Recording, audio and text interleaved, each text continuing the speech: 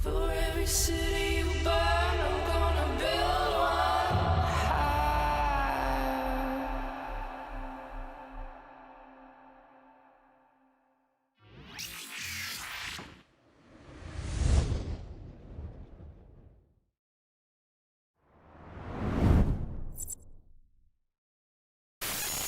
Greetings, fellow Empyreans. I am Ashtrothy, and I have no idea what day it is. Hold on.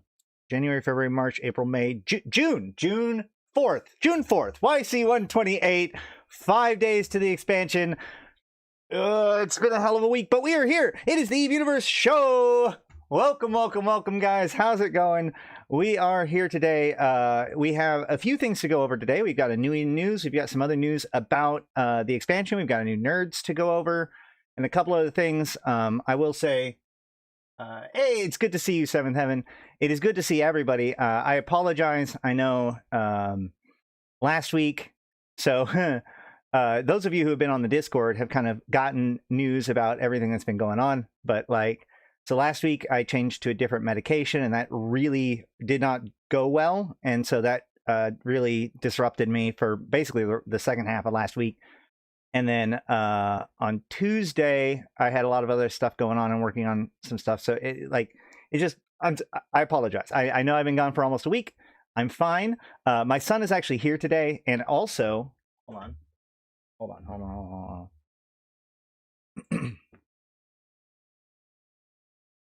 So is the Zoe. See her down there, I think. Hold on. Up. There we go. There she is. All right. Either way. So we got everybody here today. We are giving away a game thanks to Morcar. It is XCOM Chimera, which I like the XCOM series, but I haven't played that one. But you can, if you win, exclamation point plunder for your chance to win. Plunger and pounder is not going to work. All right. So I do want to cover, I want to cover the new news first, and then the other stuff. But before we go into all of that, I do want to cover, just for the people who are watching, especially live, there is a sale on the Mastery Packs right now in the Nest. Now, the Mastery Packs are some of the better deals in EVE. They only can be bought once per pack. However, every couple of years or so, I'm not 100% sure, they shake them up a bit. So even if you got them before, you might be able to get them now. But every once in a while, they put them on sale, including right now. And this is unironically just a really good sale to have, because, as I said, the packs are usually pretty good just on the face of it, and then having a discount on it is the correct time to buy it. So if you have been waiting on these, now could be a good time to get it. They will be for sale until the 8th. And so basically you can see, these are the in-game packs. Okay. So not the ones for cash, but the ones that are in-game, you can see. So like the Plex cost is down 69, nice. Plex discount off of the level 1 pack. So less than 250 Plex for half a month of Omega, plus a Cerebral Accelerator, and then these other things too. I will note that the MCT is multi-character training, not a certificate. They've basically gotten rid of the idea of multi-character training certificates. So this is just a really good way to train your alt in PI or trade, or whatever it is that you want to do as like your secondary alt. Extractors, however, can be sold for ISK, so there's a good one there. And then of course the Omega and the skill points, right? There's an asterisk next to the skill points. Why is there an asterisk next to the skill points? There's no asterisk. Why are you going to have an asterisk here and then no asterisk? Let's see if there's something there for that. Ooh, no. Wrong one. Oh yeah, this because it's in the game. Wait, hold on. Why is it asterisk? Now I'm confused.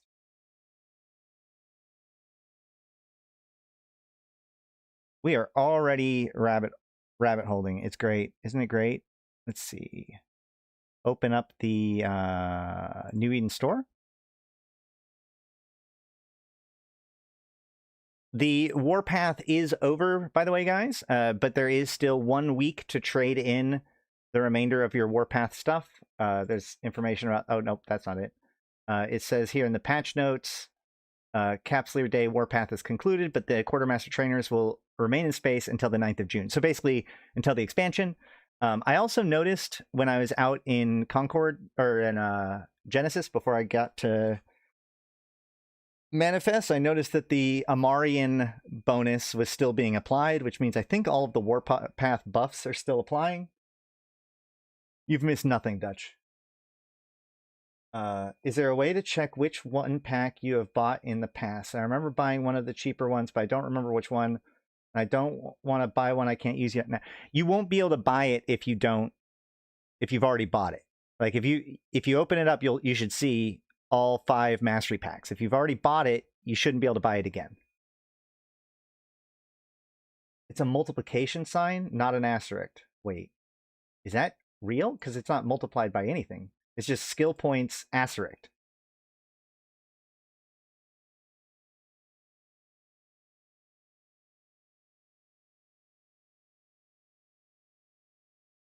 $648,000 skill points.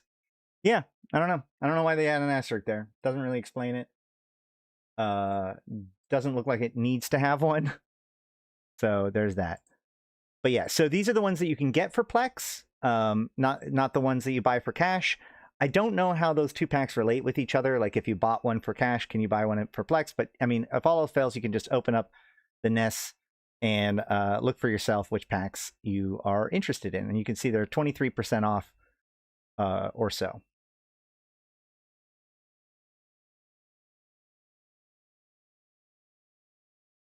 Let's see. Yep, I see people getting tickets. Make sure you got your ticket when you get the thing. Sometimes the bot doesn't like to work quite right, so just make sure you do get the notification that you got your ticket. We will be giving away... I technically have 2 games to give away. I've got the XCOM Chimera, and then I've got this other game that Morcar sent me. Hold on, let me double check it.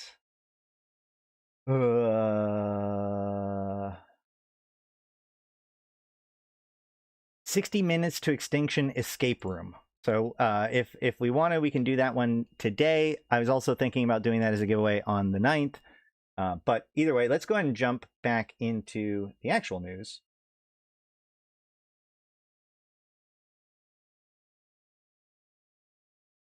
Where is my... There it is. Okay. So there's the sales. Let's go ahead and jump into the New news. I want to get the New news out of the way because, like I said, my son's here. And so I told him that we would do the New news first, so that way I can get that whole thing recorded as one big chunk. And then when we are watching the Nerds video and doing commentary, it should be more okay for him to, you know, other things to happen, or, you know, distractions to happen. So we're just going to roll with it.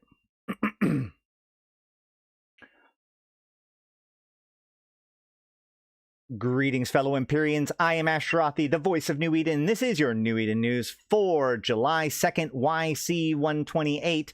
Warpath ends as Concord protocols reestablished. Warpath has been purged from Concord's security protocols. After the purge, Concord's rapid response fleets immediately began arriving at Empire fleet maneuvers, stopping engagements before they could begin. Navy fleets have been forced to withdraw back to designated war zones. This has brought a swift end to the conflict that began when a cyber attack disabled Concord's ability to respond to large-scale Empire attacks. This morning, Concord's security teams were able to finally isolate the last of Warpath's points of ingress into their systems. It's been impossible to trace the Warpath's origins, but with Concord's protocols no longer exposed, any further attack of this nature should be impossible. Despite the speed in which Concord has been able to reestablish order, the strain caused by Warpath conflict remains. The cost and destruction of Titan-scale battles in high-security space has brought fear to communities that have grown used to relative security. The economic impact has also been significant, with the rush to produce defense networks and new warfare grids taking over significant portions of national industry. Military spending during Warpath is estimated to have spiked to 300% of normal, as many assets that the Empires keep in reserves were lost in active combat and had to be swiftly replaced. Following the withdrawal of the militaries, leaders of all 4 empires have agreed to a meeting of the Inner Circle as next steps are discussed. Concord is pushed for a return to diplomacy, and Air has agreed to host a special session in the newly opened system of Manifest Exordium. Delegates from the empires are already congregating in Exordium's embassy systems in order to draft new diplomatic agreements ahead of the summit. With the recent wave of destruction so fresh in the minds of all participants, political commentators hold little hope for return to normalcy anytime soon. News in brief. Militia communications agencies rush into production as empires expected to announce new military strategies post-Warpath. New prototype Navy destroyers believed to have clocked over 700 Capsuleer kills and suffered approximately 150 losses during the Warpath period. Imperial economists gather at Royal Palace at Empress's behest. 250 billion ISK dreadnought brawl in Dal as Capsuleers engage in open conflict. Capsuleer-led Circle of Varoka plans to host art exhibition for upcoming Liberation Day celebrations. Starkmanir tribe invited to lead heritage activities across the Republic in lead up to Liberation Day. And President Moreau praises patriotic creativity as ship parade in Dodixie planned for Federation Day. And that is it for the New Eden News for today. Now for some analysis. Now, obviously, this is actually kind of a very, very simple one. There's not like, thankfully, I don't necessarily need to be like, okay, to understand this, we got to start in 2018 or 2012 or whatever. This one's a pretty straightforward, hey guys, the event is over kind of Circle of Varoka are solid. I don't actually know who they are. I feel like I've heard of their name, but no, because Varokia, that name sounds familiar. It's from somewhere. It's Mimitar, right? I'm not 100% sure. Anywho, the point is that this New Eden News is basically just like, hey guys, the event is over. There. Okay. There isn't that much excitement here other than just ending the event and the crisis, as it were. Very similar to kind of what they did during the Drifter Hive event, where they're like, oh yeah, by the way, the Deathless is probably going to purge the protocols by this certain date. And then on that date, they purged the protocols, and that ended what was able to be done or whatever.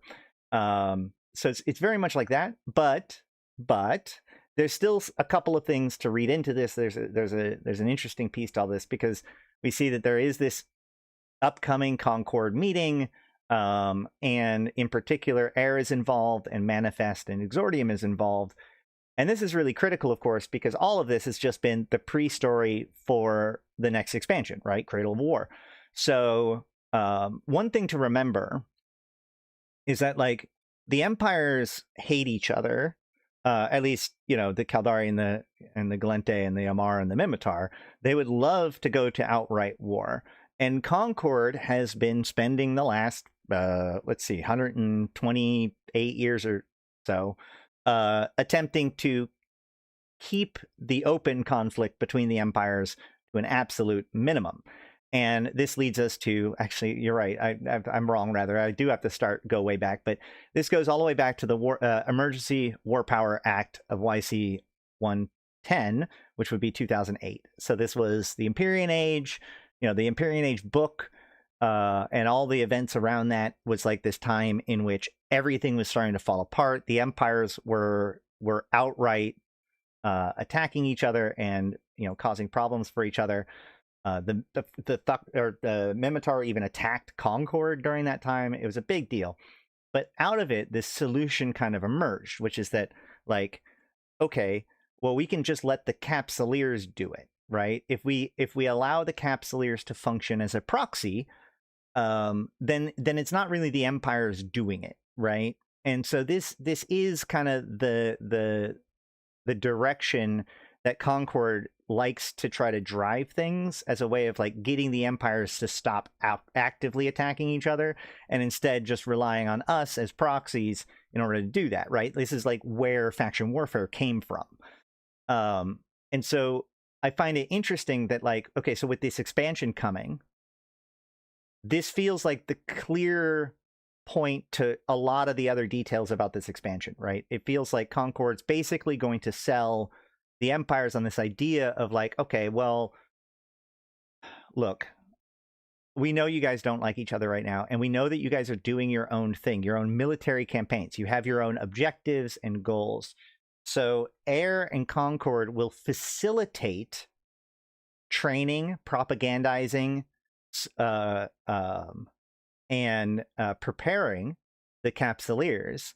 And then if the Capsuleers choose to help you, then that's great. Otherwise, you know, whatever. But the empires aren't allowed to do much. They're only allowed to do so much on their own, and instead rely on Capsuleers to do the work for them. And that Concord, Air, and, you know, that whole network of people are basically going to function to assist the empires in onboarding and propagandizing the Capsuleers to get them to work for them, right? So this explains what will happen with Exordium, with the new player experience, with the new epic arcs, or I think, yeah, right? It's an epic arc that shows off like the historical battles and, you know, the tie-in to trying to get people to join faction warfare, and of course the military campaigns themselves, right? So this is all just set up for that. We expect there to be a meeting from Concord, and then they will come to specific rules and understanding about things, and that agreement will become effectively the Cradle of War patch or expansion, right? So this is just setting up that, more or less. Now, obviously, there's not that much talked about directly. Again, there's nothing too juicy here. They're not mentioning characters. There's nothing about Sylphie. There's nothing about the Syndicate or any of the other empires' objectives. In the news and brief, we see that the Imperial economists gather at Royal Palace for the Empress's behest. This directly ties into the Amarian military campaign. Wait, what? Like, where's the stuff they announced at E-Fest 2023 or so with the hologram skins and ship parts that they can attach visibly? We'll get to that in a second. But this directly ties into the Amarian military campaign. We've talked about this before. There are 4 military campaigns coming. I like to think of this as very much like the 4 military, or like objectives or win conditions in like your classic 4X game, like Civilization or something. So you have, you know, the Caldari are doing a military victory, attempting to secure their foothold in the Syndicate. We have the Glente doing their science victory, trying to research the rogue drones. We have the Minmatar doing their cultural victory in attempting to take back Starkmere Prime and rename it. And we have the Amar doing their economic victory with a much cooler Amar trade hub, as well as reduced taxes in Amar space for a period of time, depending on whether or not they win. Now, one of the things we will look at more in a few minutes, but there is some really cool stuff.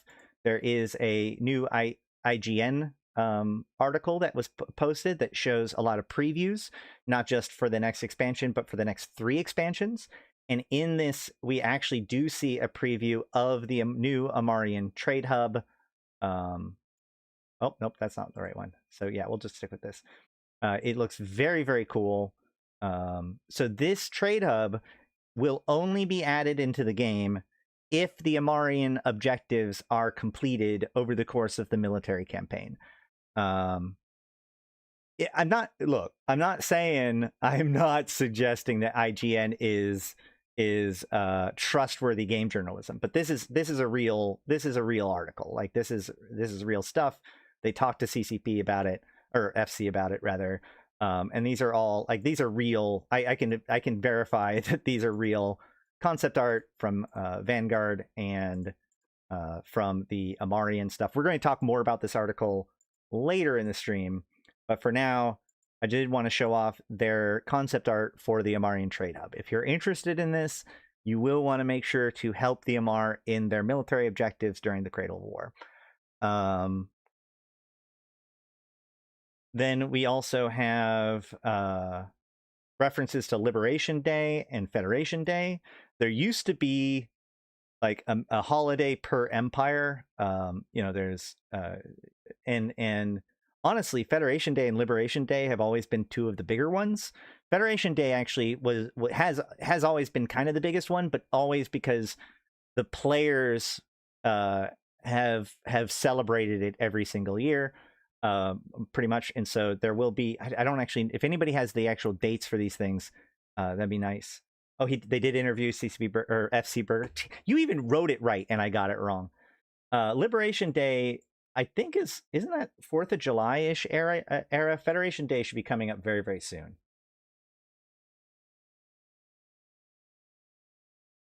I suspect that the first round of objectives are going to be borderline impossible to fail. Well,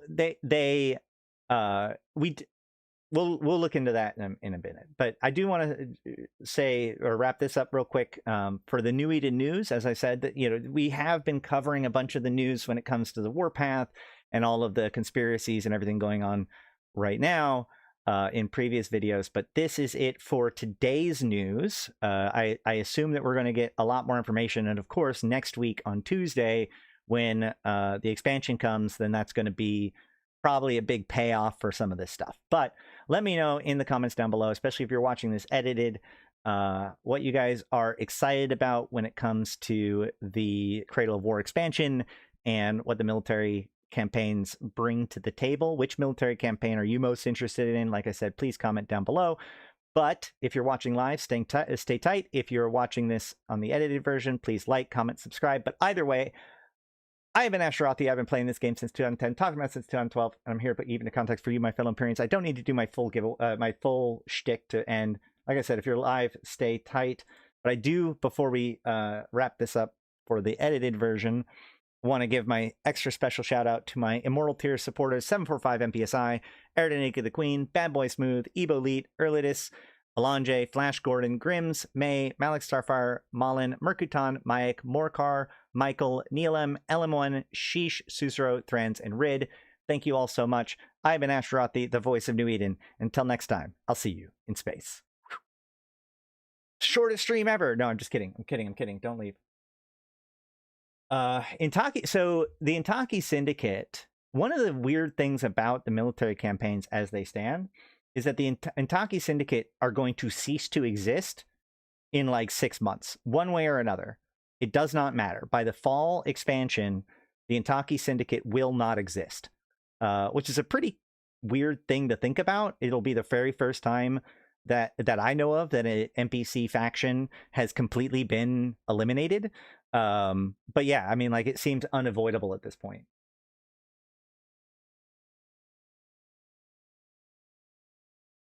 Considering their track record, is it better to have no expectations? Otherwise, it leaves a bad taste in your mouth. I mean, you're not wrong. You got to always temper your expectations accordingly. But I am very excited about the upcoming event or the military campaigns. It is true that I'm trying to get my levels right. It is true that, like, well, we talked about this before. I'm very frustrated about some of the military campaigns, especially like the Amarian one. The Caldari one by far is the most interesting one, just because its loss condition is actually like valuable. Of all of them, of all 4 military campaigns, the Caldari one is the one that there will be people most interested in causing them to fail. Because in all of the other cases, there isn't like a benefit to another group for them to fail, but it is absolutely beneficial to the Gallente to get the Caldari to fail in their military campaign. So we're just going to have to see what that even looks like. Obviously, I would expect that FC chose to do that because the Caldari have been, in the last 5-6 years, just undeniably the strongest group when it comes to getting stuff done. And so, it makes the most sense for them to be kind of have the most at stake. The military campaigns will last for 60 days, according to one of the expansion videos released by FC. Thank you so much. I didn't really know whether or not that would actually, like, so they said that the military campaign will last 60 days, but they've also said that the results of the military campaign won't come until the next expansion. So that's why I was saying, like, by the fall expansion, by the winter expansion or whatever, the Syndicate will no longer exist as a faction. The corporations that used to be part of, or that are part of the Intaki Syndicate, will either be absorbed by the Caldari or the Gallente, depending on whether or not the Caldari win their military campaign. What's most interesting about that to me is, of course, the fate of the Intaki Bank, because the Intaki Bank, being part of the Syndicate, is really important, but they're also part of OR. And so, Upwell.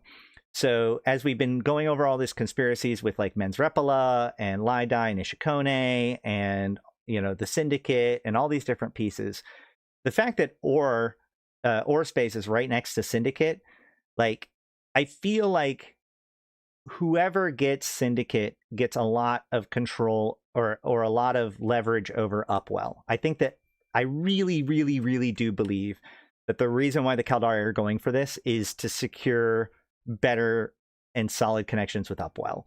But we'll have to see.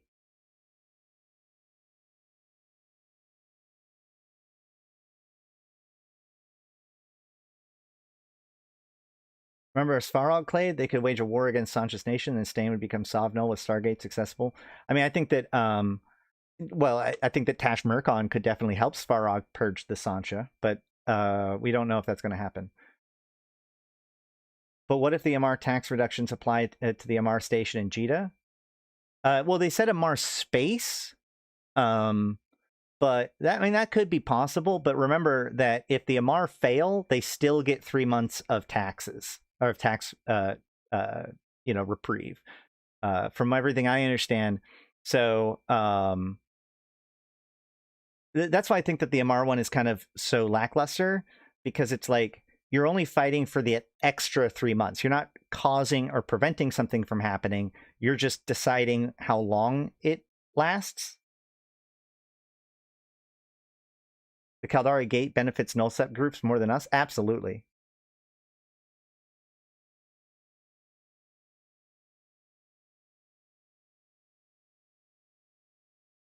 Our DRFC said Imperial Family Station explicitly. Okay, hold on. We have the Cradle and War in Focus blog, which has a lot more details about stuff. So let's go look at this. The Blessed Exchange. The Amar Empire attempts to turn chaos into opportunity, contribute to this establishment of the deaconry. The campaign is successful. The Empire promises to significantly reduce taxes and brokerage fees at that station. Oh, okay. So yeah, no, it should be only... It'll likely only be in the Amarian Trade Hub.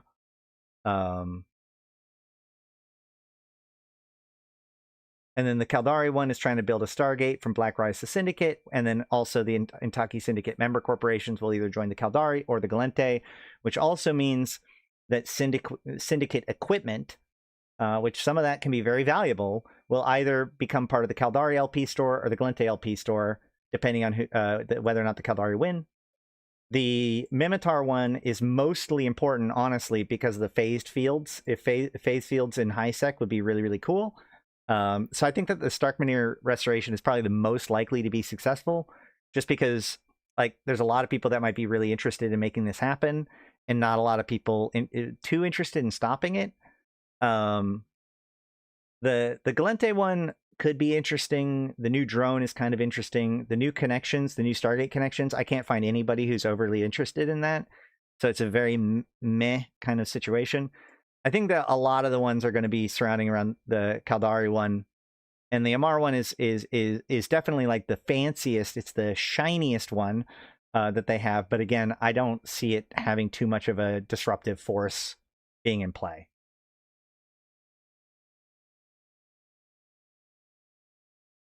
What does the new drone do?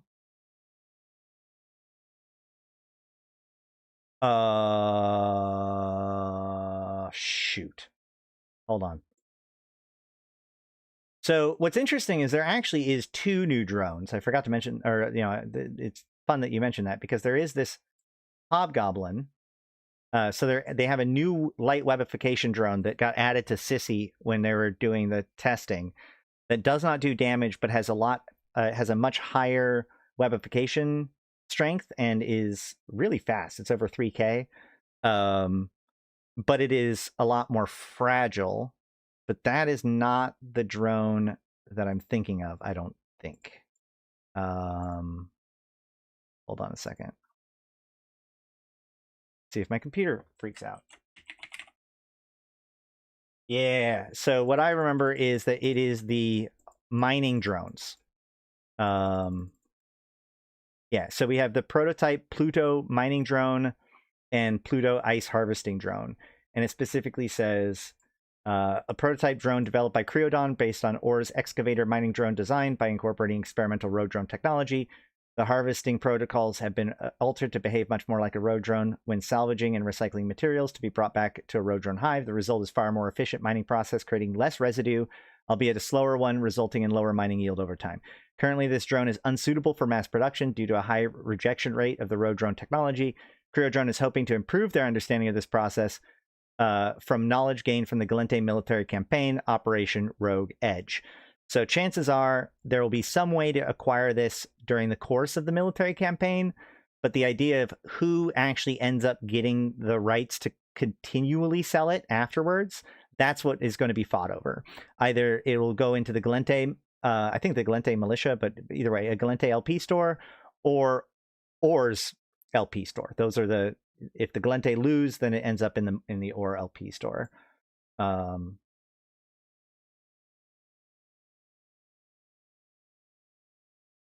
What?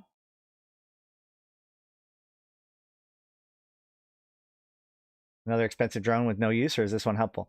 The drone that is on Sissy, I think, is actually pretty cool. CCP wants web drones to be good so bad. So bad. They're going to keep working on it. Doesn't messing with road drone stuff violate Concord's anti-AI stuff? The Gallente is increasingly not giving a shit about that.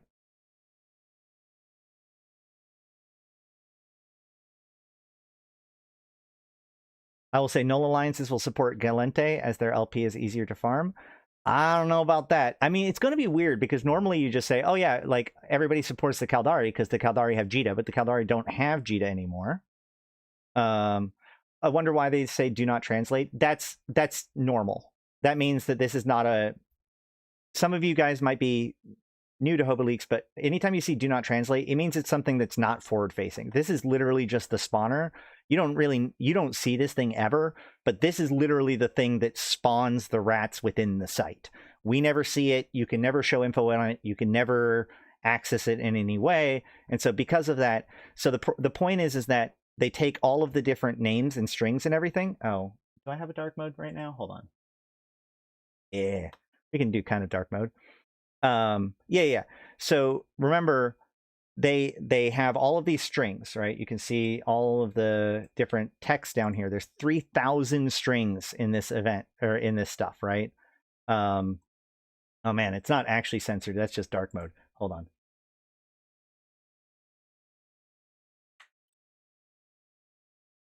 Really? Why is this?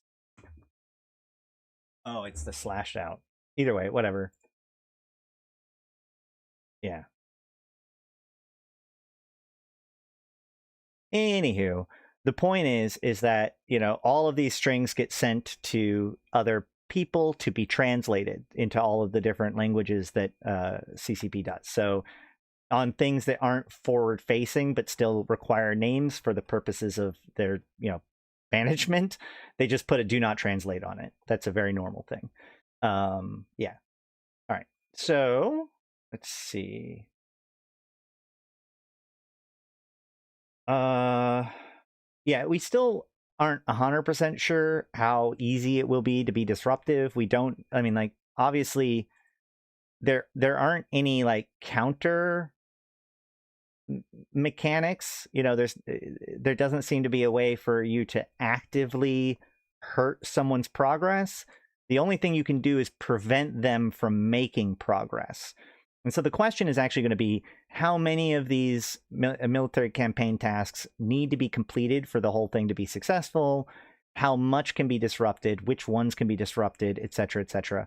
Otherwise, you're right. I mean, like, I'm sure that there's going to be some claims that it's scripted or whatever. I mean, like, obviously, it seems like that the first version of it seems pretty much weighted to succeed. But we don't know yet. We don't know yet.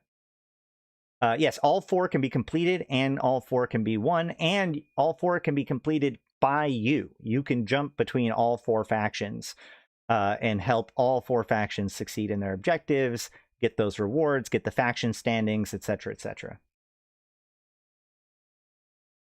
Like, you can annoy people, but there'll be thousands of players competing in each faction. I mean, probably, but you know, there's already been some speculation of ways to disrupt things. Like, for instance, anything that requires being done in a bulwark system could theoretically be disrupted by people. We saw, like, for instance, some of the new sites that are in the bulwark system. Maybe people could come in and force them to fail, which makes it so that it's harder for people to actually succeed in progress in that track.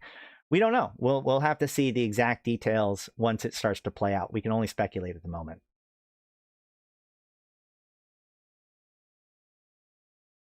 State Corridor Initiative connecting Fountain to Empire Space, brought to you by the Initiative. I mean,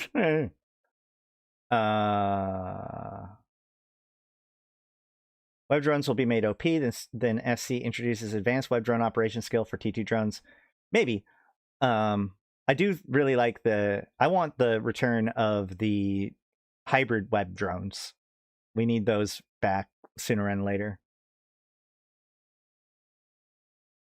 I think it would be in CCP or FC's best interest if one of them fail. Like, if somebody just doesn't care, we're going to call it the Gallente one, because I'm telling you right now, getting the Gallente militia to give a crap about RP stuff, very hard.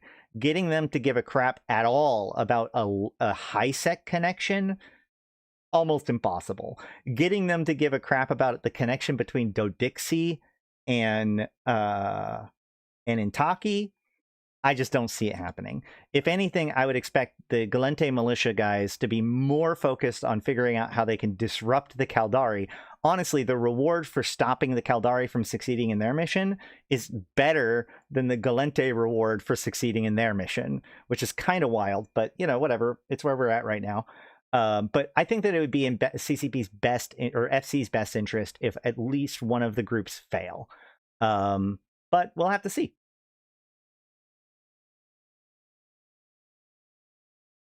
Gallente also didn't get a wormhole, so they could just see them fail this too. I mean, you're not exactly. Apathy is a dangerous thing. Look at the distance connecting systems. Hot dang. Oh yeah, this is very far away. CCP or FC wants more skills to train, so they made T2 Zerngun with new skills. Players are constantly hounding CCP or FC to make new skills. So it absolutely makes sense. And they also wanted a T2 gun. T2 guns take T2 skills. It makes perfect sense to me. I wonder what the Gallente campaign would have been if Rodin had been president, or if it would have impacted it at all. So honestly, just based on the vibes that we're getting, I think that it would have been more focused on the military aspect of things. Because remember, they're getting the Stargate and they're getting the Rogue Drone. I think that the Rogue Drone part of it was the part that's like Alex's. What the secondary effect would have been like each one of them. But I think that, you know, this idea that we're building a Stargate to Intaki and building up Intaki as a military force would have been more in Rodin's vibe.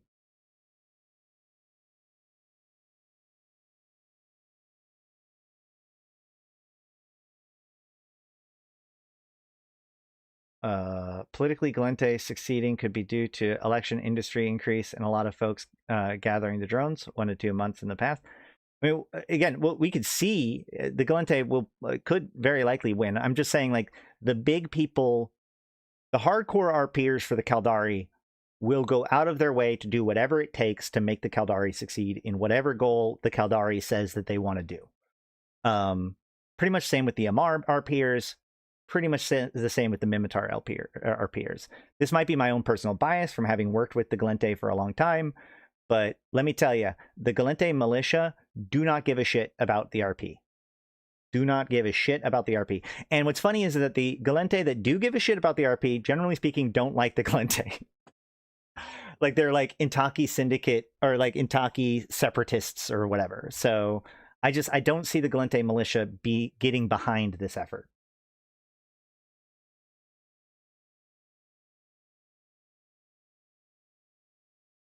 I mean, the new implant can be made that converts the stats of T3Cs to the old T3Cs with a fixed 1 million skill points loss upon ship death. I mean, a lot of the T3Cs just got strong. They didn't get nerfed because of the SB loss.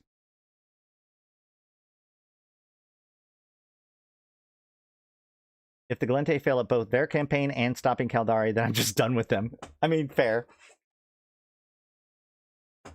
Yeah, I think that you're a little bit too obsessed with this idea of trying to get like the making people spend SP isn't like the broader goal. It's about fleshing things out. People have been asked ever since there was a Zenitra, people asked for a T2 gun. You're just filling in the logical gaps. I disagree that the old T3Cs were more powerful. Arguably you might be able to argue that the Tengu was, just because it ended up losing out on the balance, but like the Loki is significantly stronger than it used to be. And remember that the T3 Cruiser rebalance happened before the skill points got removed off of it.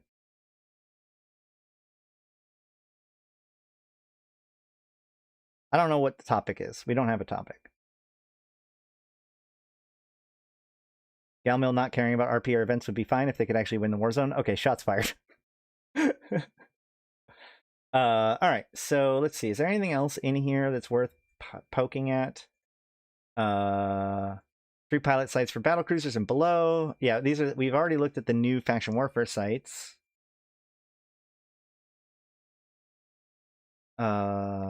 Theaters of war. They roll out over time.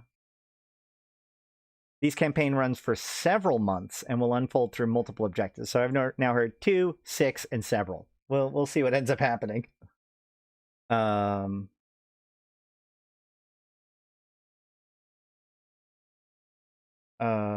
see. Anything useful here? Probably not. Or not. It doesn't look like it. It looks like all stuff that we've covered already about it. We also are going to cover the Nerds episode that just came out. So hopefully they'll cover some of this stuff too. And then there's the command carriers, which, again, we've already covered all these new ships as well. The achievement system. We have already covered all these things too. Starter space. We've already covered all those details. Here we go. This is the one I was looking for. Visions of Greatness. The new epic arc, Visions of Greatness, lets Capsuleers relive the events that shaped the empires of New Eden. This is what I'm talking about. I think that Concord and Air are going to basically be like, hey, empires, if you stop killing each other, we will help you convince the Capsuleers to kill each other for your behalf, right?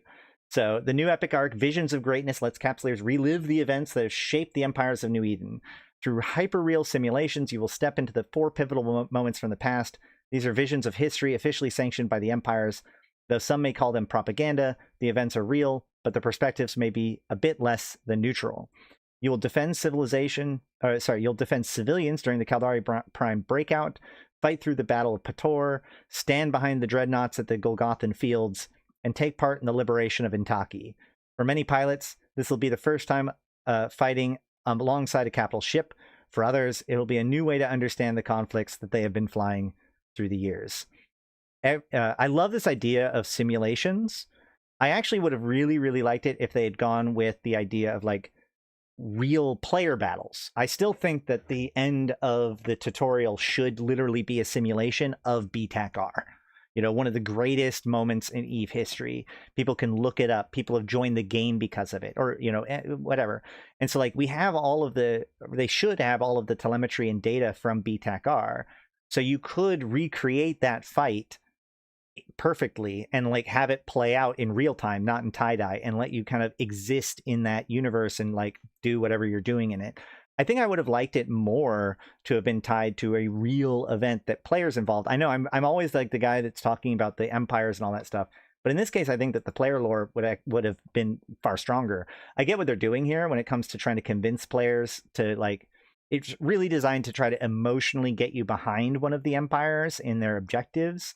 But I think that, like, letting a player, I think that if they had made an epic arc or something like that that involves seeing BTAC-R for yourself, I think that would have made players that weren't interested in this stuff go and check it out at least. But we'll see. They should have done the retaking of Caldari Prime. Yeah, they could have done Operation Highlander. I think that the taking of Intaki is probably the weakest one for sure. It's definitely the most controversial one and also the most recent one, which makes it kind of strange. I do agree that Operation Highlander probably would have been better. There might have been, but I just don't think that there are. They could have done Jinrafa. There's other moments in Galente history with big military victories. I think that the Intaki takeover one is by far the weakest one. Yeah.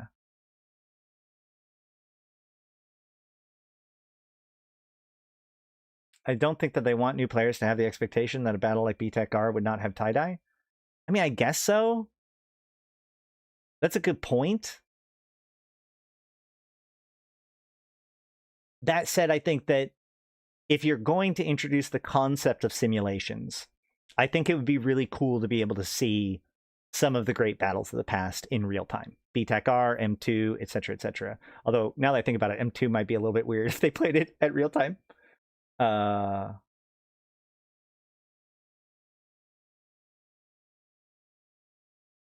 They could have done the Defense of Solitude. Yep, they could have done this Defense of Solitude when Uriam Kador invaded. That would have been a good one.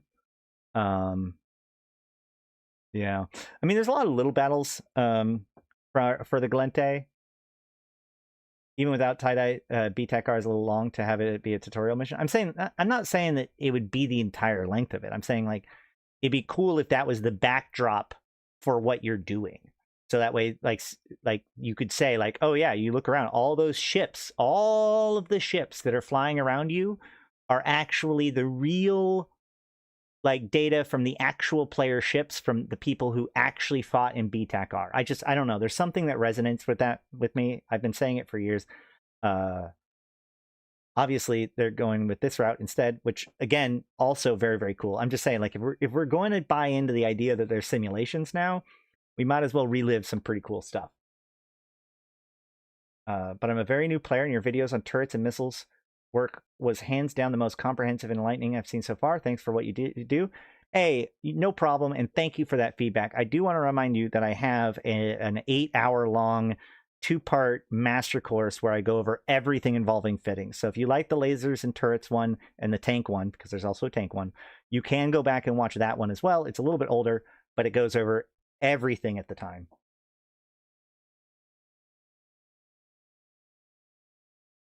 More or less capture the feeling from the opening of a Galente fight in Valkyrie. Hey Jeff, stop outing me for where I got my idea from. Okay, that'd be cool. Great, yeah. Even veteran capsuleers may not know every side of these stories. Honestly, that is very true. I had to look up the story of the Golgothan Fields, and I'm not 100% sure of the details of the battle for Pator, so I'm definitely going to want to check these out. I had one friend give this as a quitting reason rather than joining the game. Like he was discouraged by the outlook that he would never be able to catch up with existing players. That is such a common belief, and it is an assumption that we got to break through. If I remember correctly, I addressed that in one of my 10 tips for newer players. If not, I absolutely should have, because it's one of those things where it's like, you may feel like a lot of people get into the game feeling like they're having to catch up with experienced players. But to be honest with you, if you put in a month or two of solid work into the game, you're going to be already past like 90% of the people that you're just going to run into randomly. The average player in EVE has been playing the game for less than 6 months. The churn is real. There are definitely some of us that are very long in the tooth, but most players in the game at any given time are less than 6 months into the game. And even the people that have been in the game for a long time, you would be surprised how incapable they are at actually playing the game. There's a lot of people that get very nervous about the game. There's a lot to do about it. And so they like take a tutorial, or they read, or they get told by their alliance mates how to do the task exactly. They make it brain dead. They make it safe. They never actually learn how to fly or pilot or do anything besides anchor, F1, orbit, etc. So it's funny because like we've had people that join the convocation and they'll stay with us for, you know, a couple months or whatever, and then they'll be like, you know what, I'm feeling that we're ready. I'm ready to move on, to go on to bigger and better things. And so they'll go to nullsec or wherever. And when they go to nullsec, they often come back to me and go, I can't believe how little they know. Like the average person that's playing Eve does not understand how the mechanics work. That's one of the reasons why I do my stream. If you watch my streams, if you watch my videos, if you watch the tutorials, if you put in the work to get good, it will not matter that you started this year very, very soon. And then it'll be hilarious because you'll be a 2-3 month old pilot killing people with years of experience under their belt. Catch up with 20-year-old. I've had pilots that were less than a week into the game kill me in a duel. So I mean, it's possible. The only space where I feel younger characters have an overwhelming disadvantage is indie. Oh, absolutely. Absolutely. Industrial stuff is, well, on the one hand, industrial efforts are very hard for you to like be the top dog as an experienced pilot. But on the other hand, like there's two reasons to do industry. There's doing industry for absolute profit, and then there's just doing industry to build stuff, right? Maybe you need to build stuff in a different area. You know, even the idea of like, oh, minerals I mine myself for free being false. Like the one thing I like to think about when it comes to building and manufacturing and doing my cost analysis of stuff, right? Like let's say there's a ship that costs, you know, 60 million ISK to build. But it's only like sells for like 59, 58 million or something like that. Okay, so the logic would be that you just shouldn't do it, right? You should just sell the minerals and then buy whatever it is that you want, that you're losing money by making that build. And this may not necessarily work with like 60 million. It might work better if it's a larger amount. But one of the things I like to think about it is it's like batch selling minerals, right? Like moving and selling 60 million ISK worth of minerals is not trivial. And so if I can just sell a single ship that represents 60 million ISK worth of minerals, that may have value to me as like an industrialist or as a person that's just trying to get value out of my stuff. That like maximizing every little detail by selling everything for exactly what it like the most it should be with. You know, sometimes you sell to buy orders, sometimes you sell it a lot, but like, you know, I like to think of it as like selling batched minerals rather than you know, the absolute profit value of it. Do I have a mining session in my corp? Absolutely. We do mining every Sunday, and then we've got other mining fleets throughout the week usually. But yeah, no, I think the biggest thing for industrial, for like a newer player, industry is a really good way to build your own stuff, to work towards something. Yes, you could theoretically buy the algos from the store, probably even cheaper. Minerals that you mine yourself aren't free, but the process of mining your minerals and building your algos is rewarding on a level that isn't just ISK, right? Especially, and like, honestly, it doesn't take too far to get off the beaten path enough to find things that are smart ideas, right? Especially if you get into faction warfare, you get into Navy ships, you get into pirate ships, you get into stuff that's a little bit rarer to have available and start building that stuff. It can be good. Phase fields have Mercoxic. I think phase fields have like everything.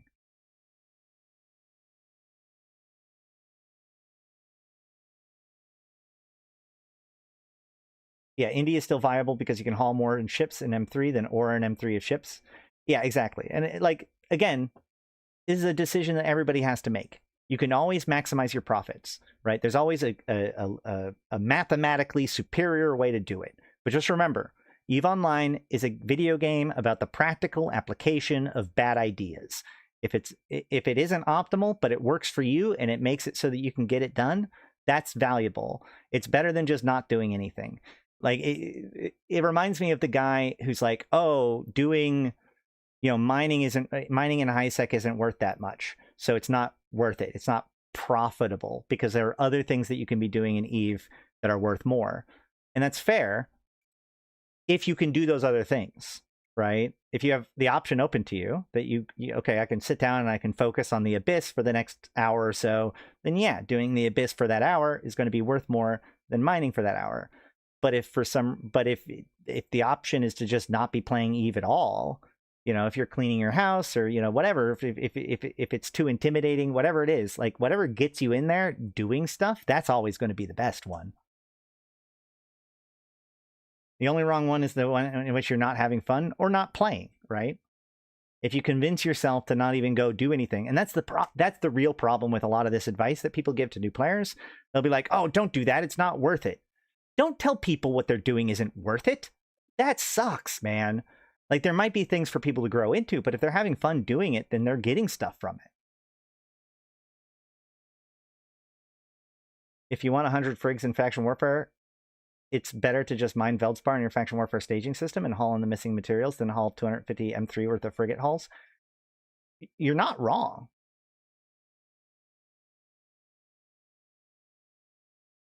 The Mimitar have the best campaign reward. I mean, Prismaticite in HiSec is crazy. I agree. I think that the most impactful reward overall is definitely the Mimitar's victory condition.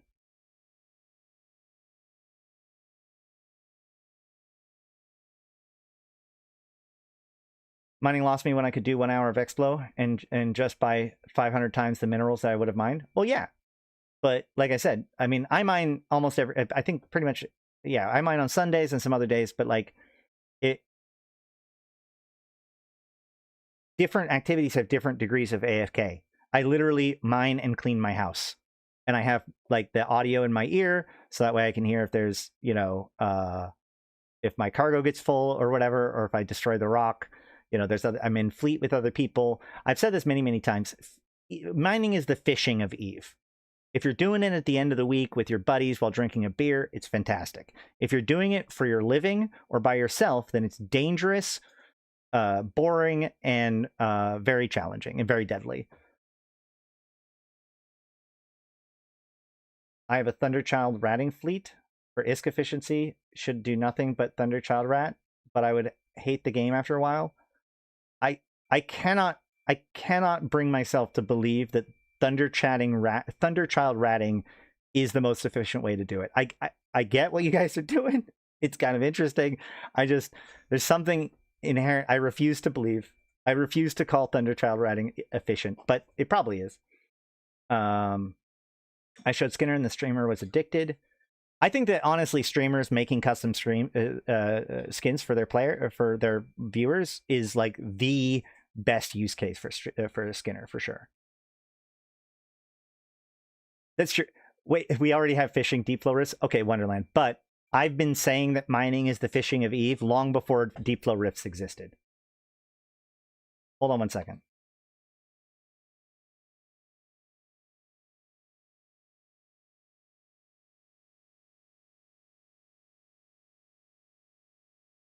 All right, let's see. What else is going on? Did you see the new HUD? Yes, we'll look at it.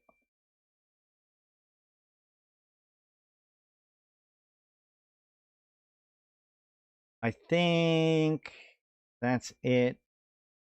Catching up with everything that people have said. Yeah, let's go ahead and jump into. I do want to show off this art from the IGN article. So we have kind of 3 sets of art to look at. We have Vanguard stuff, we have new HUD stuff, and we have Amarr Trade Hub stuff. We already looked at the Amarr Trade Hub stuff, but if we scroll up, we can see, and this is honestly one of the best validations, other than the fact that they are, interviewing FC Burger, but like we saw this gun shown off at FanFest. This is the new primary weapon of Vanguard, from my understanding. It does look really, really good. This is the in-game asset. They're very proud of it. Never been a better time to be part of the Amarr Empire. Never been a better time to be working for any of the empires, to be honest. We also see there's the Nova Knife. If you don't know what a Nova Knife is, just realize that it's like one of the most famous weapons from from Dust 514. Using AI, can we turn that 2D station into a 3D model? Maybe. This is so if you remember, there's like in the new Vanguard stuff that's coming, there are like, it's about raiding Upwell facilities. So this is probably one of the concept arts about like the main fortification of Upwell. This is more of just the landscape of it. You can see there's a war barge up above it. This is kind of cool. It shows like different control panels. These are like computer panels. So this would be like for interior stuff, which of course, you know, at first it's probably going to be used in like the raiding of these facilities. So it'll be inside these facilities. But remember, eventually we're going to get bastions, and you know, we'll get player built bastions. And so you'll be able to build it'll be like basically Eve housing. So, you know, some of the stuff might be useful in that as well. That's a Vanguard. Vanguard will make or break Eve. I don't think Vanguard can break Eve, but it could definitely take Eve to a whole nother level for sure. I'm not 100% convinced that's a good thing yet, but yeah. 3 Thunderchilds and a Jaguar and old style nullsec combat Anon will clear the site in 15 seconds. That's crazy. Hopefully they can figure out how to evolve Vanguard beyond its extraction shooter. I think that they already are.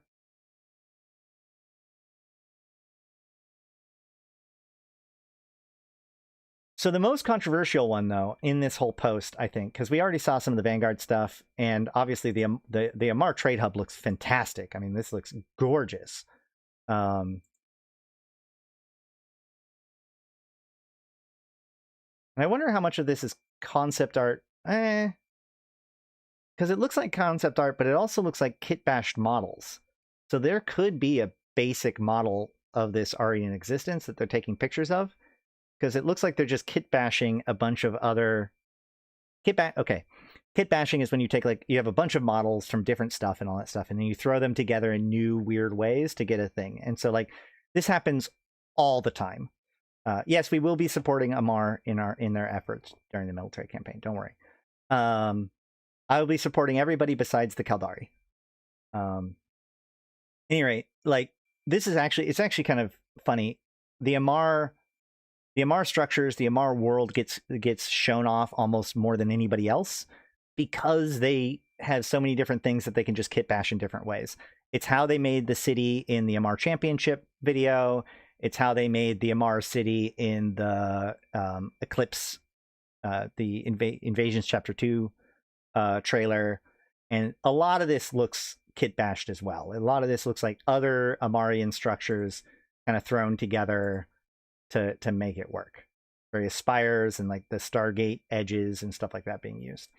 But do you think FC's intention with the Cradle of War is to have them all win their campaigns? I don't think that. I mean, like, I think if FC is smart, they're prepared for it to go either way. They're not overly invested in it going either way. Although, obviously, they are at least a little bit invested in the Amarr one winning, because they're already working on the Trade Hub. It'd be pretty funny if they didn't win after that. But they need to be prepared for any of them to fail. But I think that the overall expectation is that they will all succeed.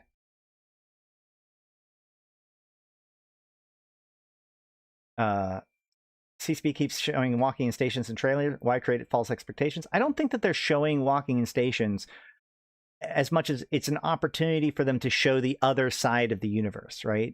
FC's constantly trying to, like, show us a perspective that isn't our own. And so seeing people on the ground, seeing what's going on inside of stations, you know, all that sort of stuff. I used to be very obsessed with this, because it was like, you know, during invasions and stuff, it's like, why does CCP always focused on ground troops and all that stuff? And obviously a lot of it is playing up to Vanguard. But I do honestly, and another big piece of this is, as they build Vanguard tech, they're building better and better tools that just naturally lend themselves to better videos, right? Like, they're building the tech that lets them make videos of avatars running around and doing stuff in environments.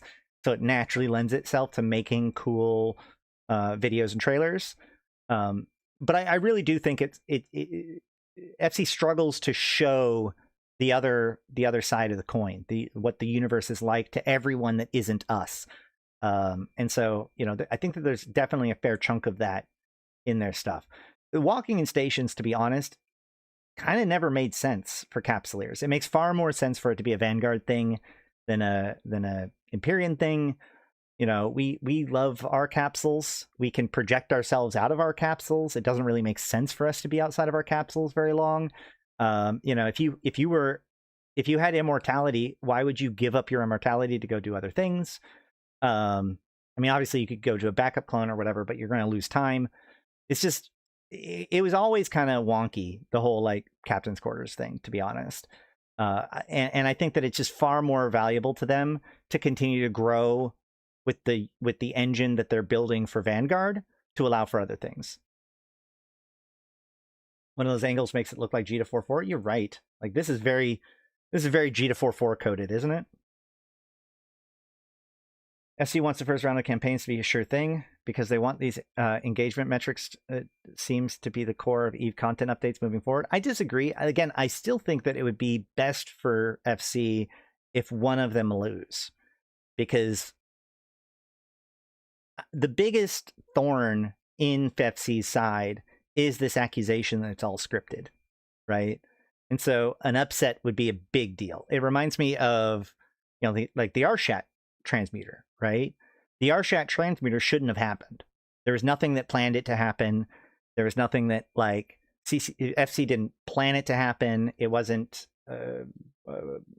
prescriptive in the lore. They didn't think that was ever going to happen across the board. They knew it was a possibility, but nobody expected it to actually happen. And yet it did, and it became this, very critical point in the story moving forward.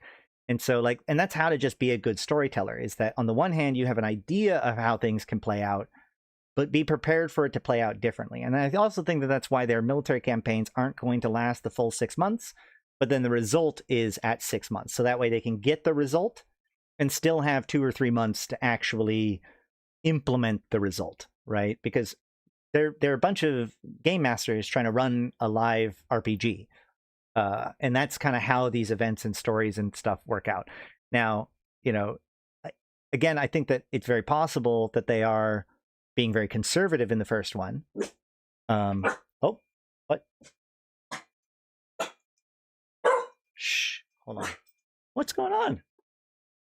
It's okay. Hold on. So he's upset.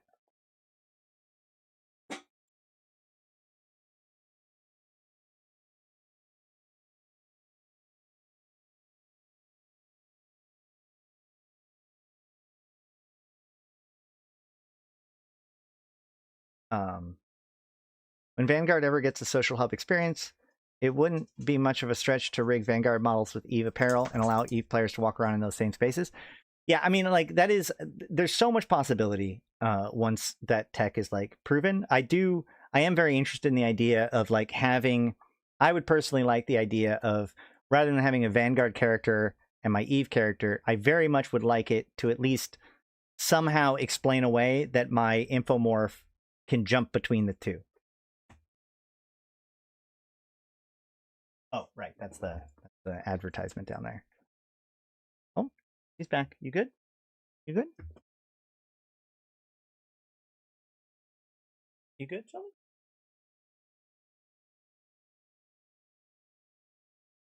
Like the stream for the guineas. The people who cry scripted will cry scripted no matter what FC does. Yeah, that's true, but I'm just saying, every morsel of argument that people like me can get that would argue the contrary is really important. Speaking of getting out of capsules, I don't think I've heard your take on the Burning Life. That's because I've never read it.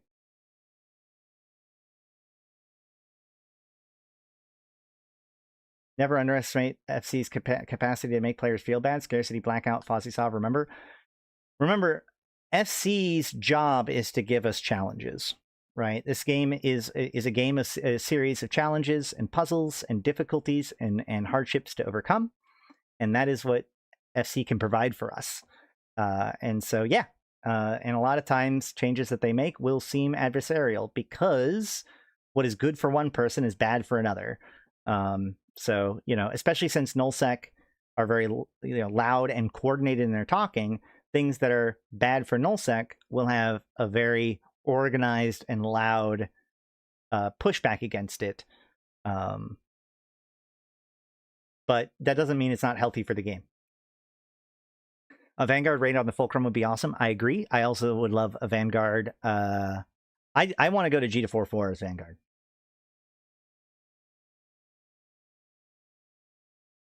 FC needs to do that anyways. They've said character creation helps with player retention. That means that we need to be able to see Vanguard faces in the social hub.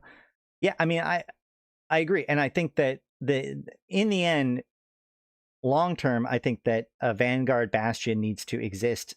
Both, should be the thing that connects your Vanguard troops with your Eve troops, right? Like that is your home in the stars.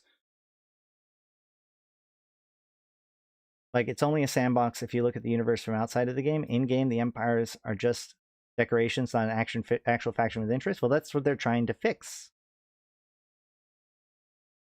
FC forgot about wormholes.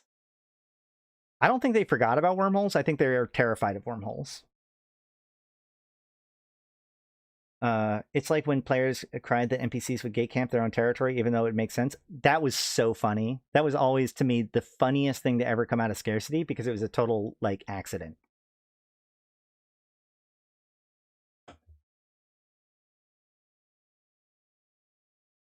The thing about FozzieSov... Hold on.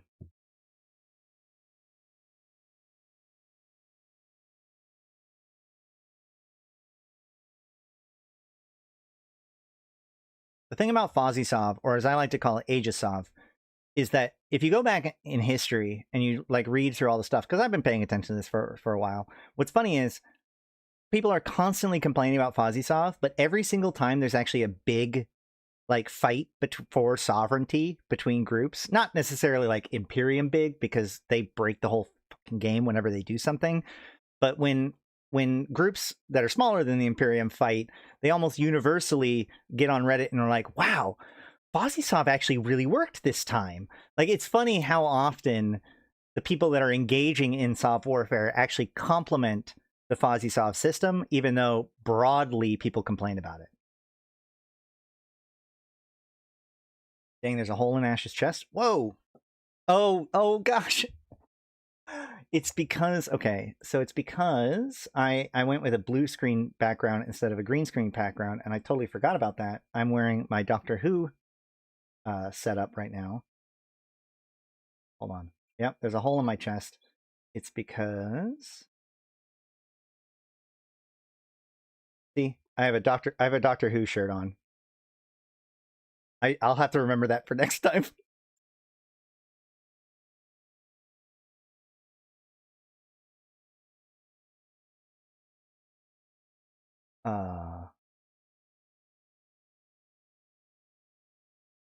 Got hit by Amarian lasers? Yeah.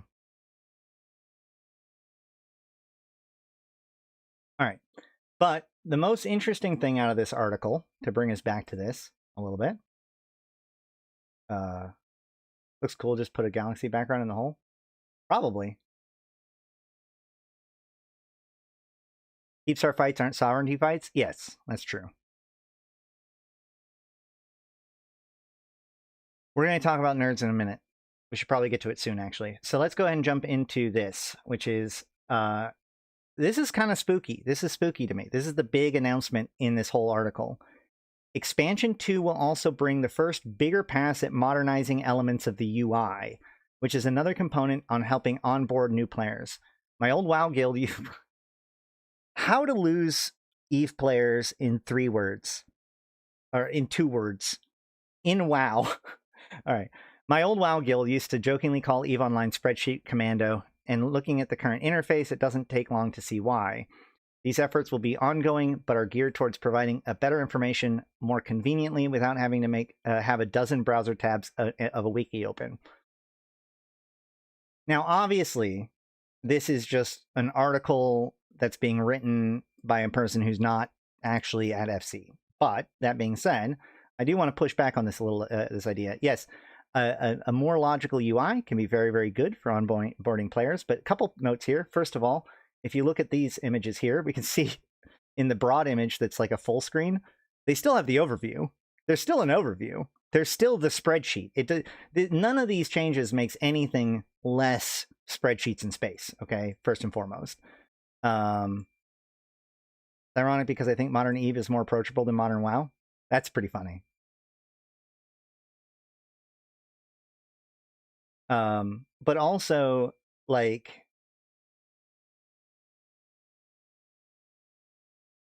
the HUD is not the reason why people have to open up a dozen browser tabs and a wiki.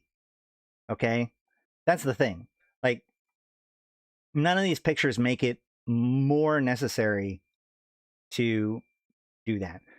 Please tell me I can keep my old overview. None of these pictures suggest that the overview is going away. In fact, like I said, in this first picture, the overview is literally still there. So I want to point out that these are not plans, or not, this is not necessarily what they're going for. What they like to do is they have the art team, they basically like assign the art team to be like, hey, conceptualize what a UI, what it'll look like, right? And so like there could be lots of changes from this to then. This is just concept art. They've shown other ideas about how to change and adjust the UI before. I think the writer is trying to be funny. Yes, and I'm trying to make content off of it. So let's look at the details of this, okay? First of all, oh no, really? Hold on. Can I? God, this tool sucks.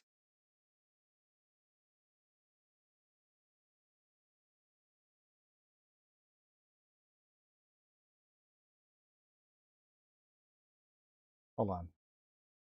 Hold on. Let me show you guys a quick trick, okay? This is a non-Eve related quick trick. I'm gonna go here. I'm gonna right click and I'm going to go inspect. Oh, you can't see that. What I'm selecting is inspect, and that pulls up this thing. And then I hover over this until I get the piece that I want.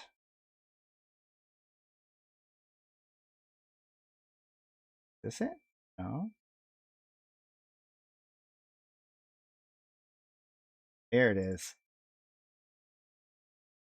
They tried to hide the picture from me, but we found it. I think. Is this actually going to work?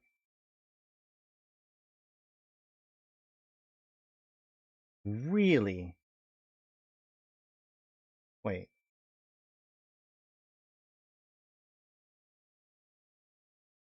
I did this earlier to get the other picture.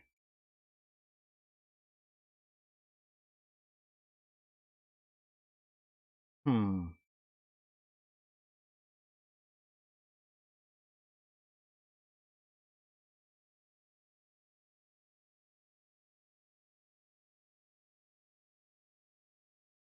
Aha. Aha. It's because they're all here. There it is. Okay. So there's this one. I can open up full screen. A lot of web pages try to do all sorts of fancy tricks to make it so that you can't get the images or the videos directly. But if you play around and you know how to look at the, if you know how to look through the files or through the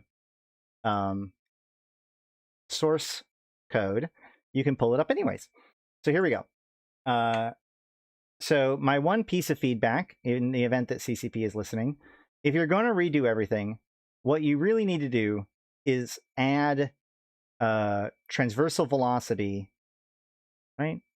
Yeah, transversal velocity to the locked target area, like, or at least some sort of indicator to show you how well you can hit. That would be neat. Yeah, there's an element picker, but it's not. It wasn't letting me zoom in, so I had to pull it up like this.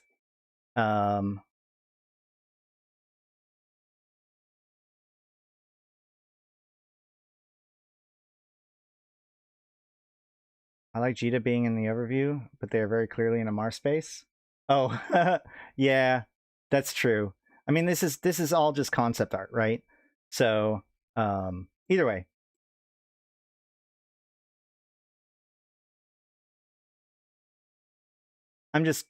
Either way. So we can see here, and there's other images of the more detailed stuff, but overall I kind of like the vibe of this. I mean, this is very similar to, it looks like it's some of the details of the tactical overlay. Like, I'm assuming this green is like your module's effect range, and I'm not 100% sure what the red area around these are.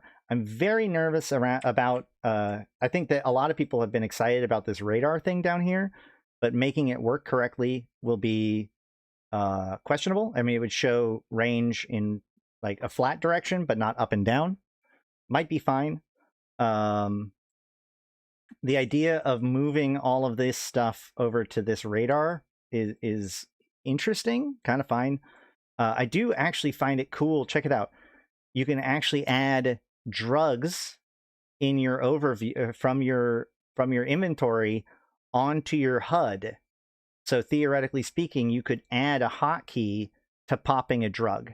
That would be huge. That would be great. I want that idea. They got to make it like the sonar radar in MGS3. There used to be a radar in the original days of Eve, but I think this is just kind of a flat slice of the situation, no up and down being considered. The other interesting thing is this idea of proportional stats. And I think I actually really like this. I like this HUD better than the current HUD. I can tell you that right now. Because it shows you visually how much of your hit points are tied to your shield, armor, and hull. No constant D-scan if that shows anyway. What? This just shows what's on grid. Yeah, there is like this radar that shows sights in space. That's true. That already is on your HUD. That was added with Odyssey, I think it was. So that could be cool. I do like, honestly, some of the stuff with the modules and stuff here. But I think my favorite thing out of this whole thing is the proportional hit points setup here, and the three stage security safety settings. That looks pretty cool too. Let's see, closing this. Hold shift to engage. So this is let's see. Okay, we got security settings showing all three colors with highlights to the second one improves discoverability and understanding that this is a setting. So again, I want to point out that these pictures aren't for sure what's going to be done in the game. The point is that they just tasked their artist to be like, hey, if we improve the UI, how would we improve it? And so these notes are kind of like details about what could improve the UI, right? So the camera mode, which interestingly enough, I actually really like the idea of the camera mode being moved over here from the rest of them, just because having spent so much time in rookie chat and stuff, the camera mode and the fact of like make it when you accidentally here, actually speaking of which, some of you might not even realize this. Let me show this off really quick. So you can, in the game, when you click on something, it doesn't do anything, right?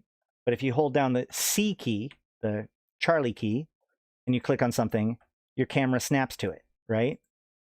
And if you hold your D-scan key, then your camera will snap to it and then D-scan. Wait, why is that not working? Yeah, now it is.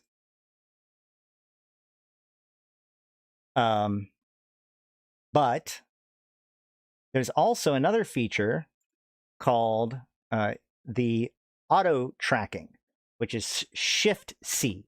So if you hit Shift C, then now whenever you click on something, the camera snaps to it. And let me tell you, one of the questions that get asked the most in rookie chat is how to turn this off. So if for any reason you want to turn on and off this auto camera snap, is just Shift-C.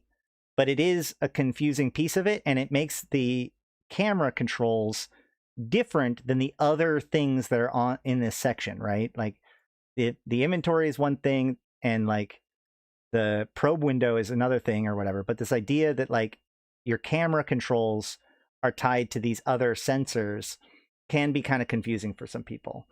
So I do like the fact that they're kind of splitting it up a bit. Oh, I like that so much. Which one?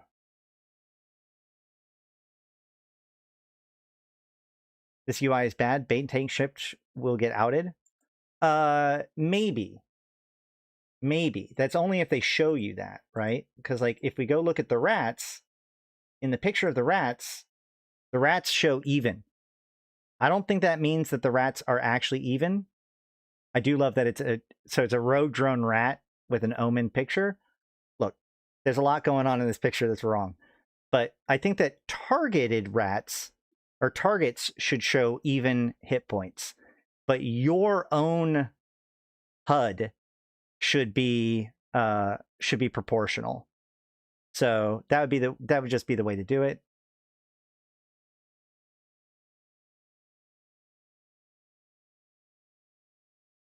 I actually think that a lot of this UI is fine. It's pretty good, actually. This allows, like, I am concerned. My biggest concern, honestly, is, you can shift click to overheat, and you can click on the green thing to overheat. Sometimes I accidentally click on the green part and overheat accidentally. So maybe it's a bad thing that that's true. I at the very least, this should reduce the target for that, or maybe they're just relying on shift clicking for overheating after this.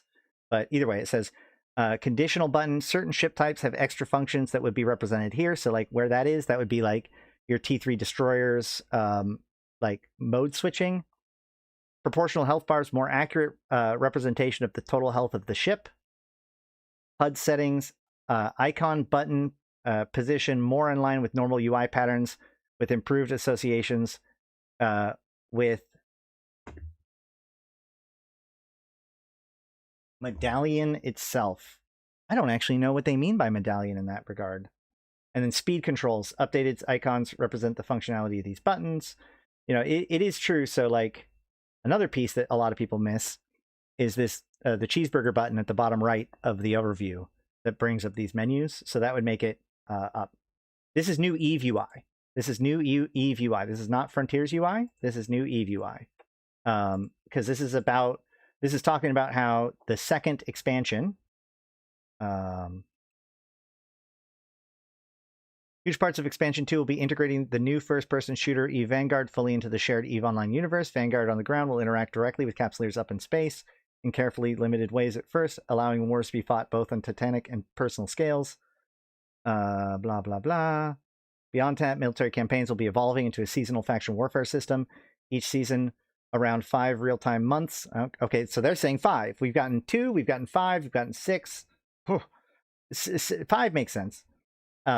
Different conflict and focus, and maybe even variant rules, seasonal modules, and seasonal ship blueprints themed around Eve's NPC empires with outcomes. Might be the creation of a new trade hub, new hyperspace routes, or revealing phased areas of high-value resources permanently or for a limited time. And then Expansion 2 will also bring the first bigger pass at modernizing elements of UI. So that's what we're looking at right now. Thought overheating accidentally was only me. Oh man, the things I've burned out in my life. I think Medallion is the official name of the ship's stat bar. Ah, I thought it was just HUD. Imagine if Eve could be played using a controller. Don't. I'm going to start ranting, and then people will. I'll lose everybody. I'll lose the entire audience. No, I cannot wait. I've already played a little bit of Frontiers with the controller support. It's not quite there yet, but yeah, no, I legitimately think that Eve Online. Look, you know what? I will just say this: Eve Online would be a better game if FC added controller support. Not because it needs to have controller support, not because I want console people to be able to play Eve, but it just like with anything when it comes to accessibility. the act of sitting down and thinking about how to interact with the UI, with a controller, or with some other method makes you make a better UI. A really good example of this actually just happened today in Rookie Chat. There was a guy who was asking, like, how do I split a stack by only using the mouse? And, you know, there were some people that were being kind of joking around about it with him. In the end, he said that he had burned one of his hands, so he could only use one of his hands at a time right now. So he couldn't do something that requires two hands, and so he just wanted to know how to split the stack with one hand. And I did think of an idea. My workaround for that is if you right-click it and create a contract, and then go to the thing where you see the list of all the items, you can right-click it there and then split the stack, type in the number, good to go. It helped and it worked out for him. But it just brought to mind the idea that, like, there's so much about how we interact with Eve that doesn't need to be as rigid as it is, but makes it so that certain things, like, oh, my hand is injured, makes it so that certain things are almost impossible to do in the game. And so the act of, like, thinking about how would a person with a controller interact with this UI? How would a person, you know, with that's actually how you get better UI elements. So yes, putting it in a ship with a small cargo bay was actually my first idea, but then I realized that contracting it means that you could pick your numbers.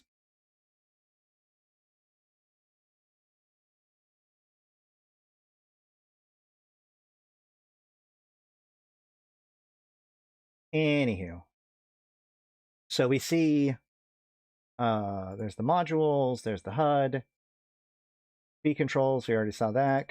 Yep. So passive would have nothing. Activatable needs to have a clear on-off state and easy to see cycling. So you can see that it's brighter now, so it's easier to see that it is cycling, and there's like a radar that goes around. Cycling down should be made more obvious that the module is non-interactable during this time. How about we give us the ability to cancel a red cycle, like I've been asking for since 2016, and Trig people have been asking for since the beginning of Trig. Like, I hate the fact that you can red cycle and then you're just having to wait. You should be able to cancel a red cycle and just make it so it keeps cycling, put it back into green. But I digress.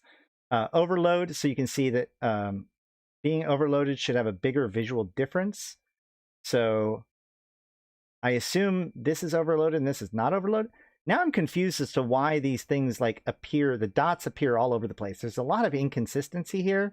I'm very confused by that, so I don't really like that. It drives me nuts that the delay happens after every shot.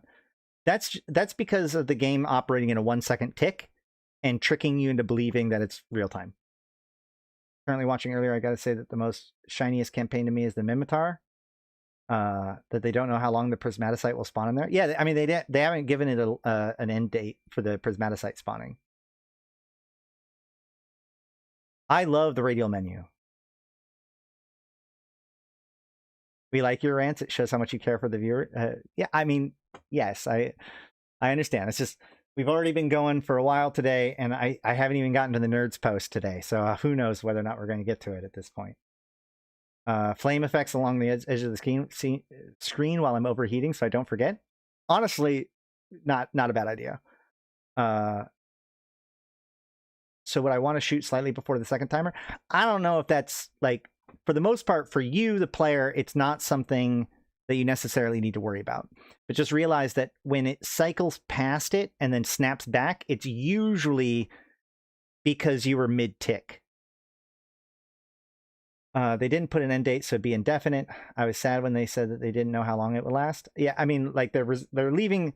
They're clearly reserving the right to be like, okay, well, this is damaging the economy. We're gonna rein this in.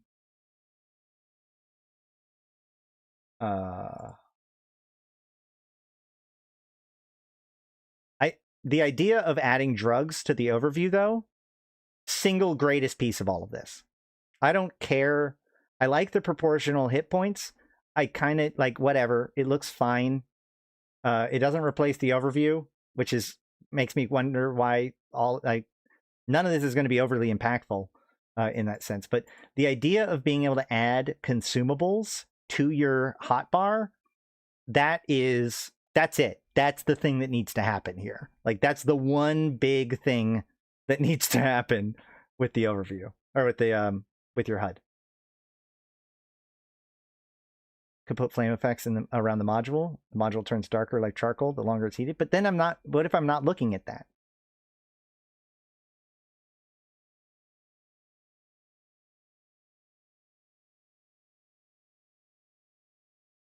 All right. Anything else? Oh, before we jump into other things, I do want to show off a couple other things just for news of the day. First, in EVE Frontiers, there is a PvP tournament happening in EVE Frontiers on June 20th. I got this from our XD friends. So if you are in Frontiers, go ahead and check that out. Remember, Frontiers doesn't have the same skill system as the other games. I mean, there is like the crown system. Don't worry about it. The point is that you can just jump into this if you want to, if you're already in Frontiers, and get involved. And then also, there's this cool Reddit post today that shows the high-sec static probability map in Pochvin. So what this map represents is, and there's links for these this down below too. So this represents what is the chances if you use an extraction filament within that system of Pochvin, what is the % chance that you will end up in a high security system? So for instance, if you're an Archie and you use the proximity filament, you have a 100% chance of ending up in high sec, and it looks like Galente high sec. Vale has a 91.7% chance because you might end up in Old Man Star. And then there are some like Kuhara and Skarkon.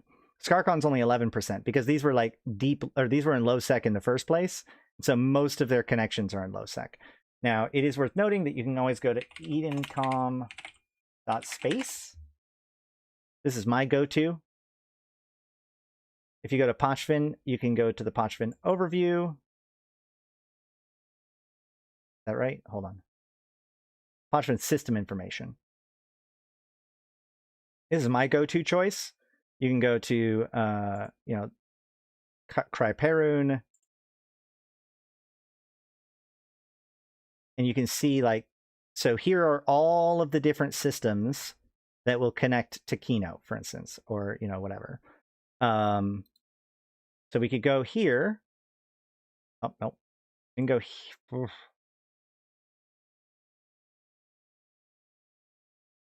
We can go here and be like, okay, so Tanundin has a 76.9% chance. So if we go check out Tanundin,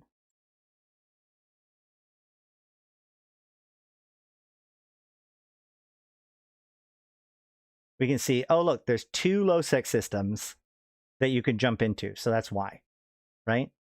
So I don't know. I think it's pretty cool. I'm very glad. I'm happy that people, that this guy made it. Let me give him credit real quick. It would be Silent Majority on Twitter, or sorry, on Reddit posted this. So yeah, that's cool too.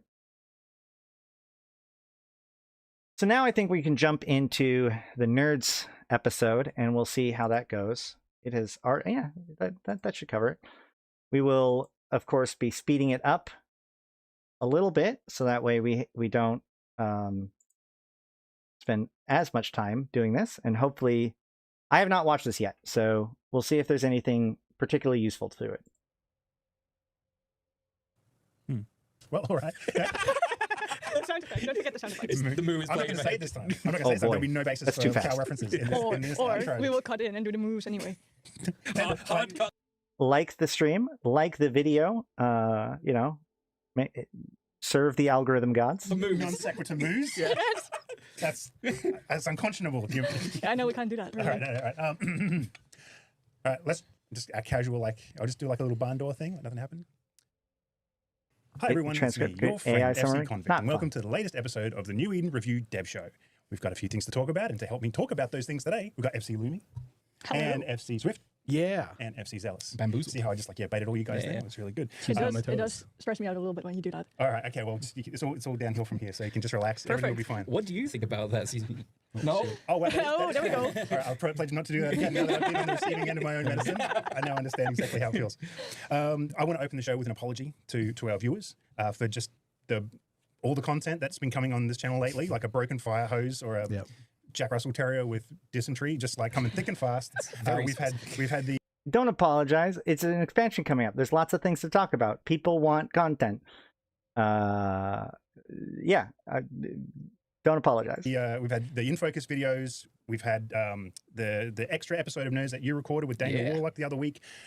I've not yet checked out the Warlock episode, though. Let me know if I should go back and watch the Warlock episode with everybody.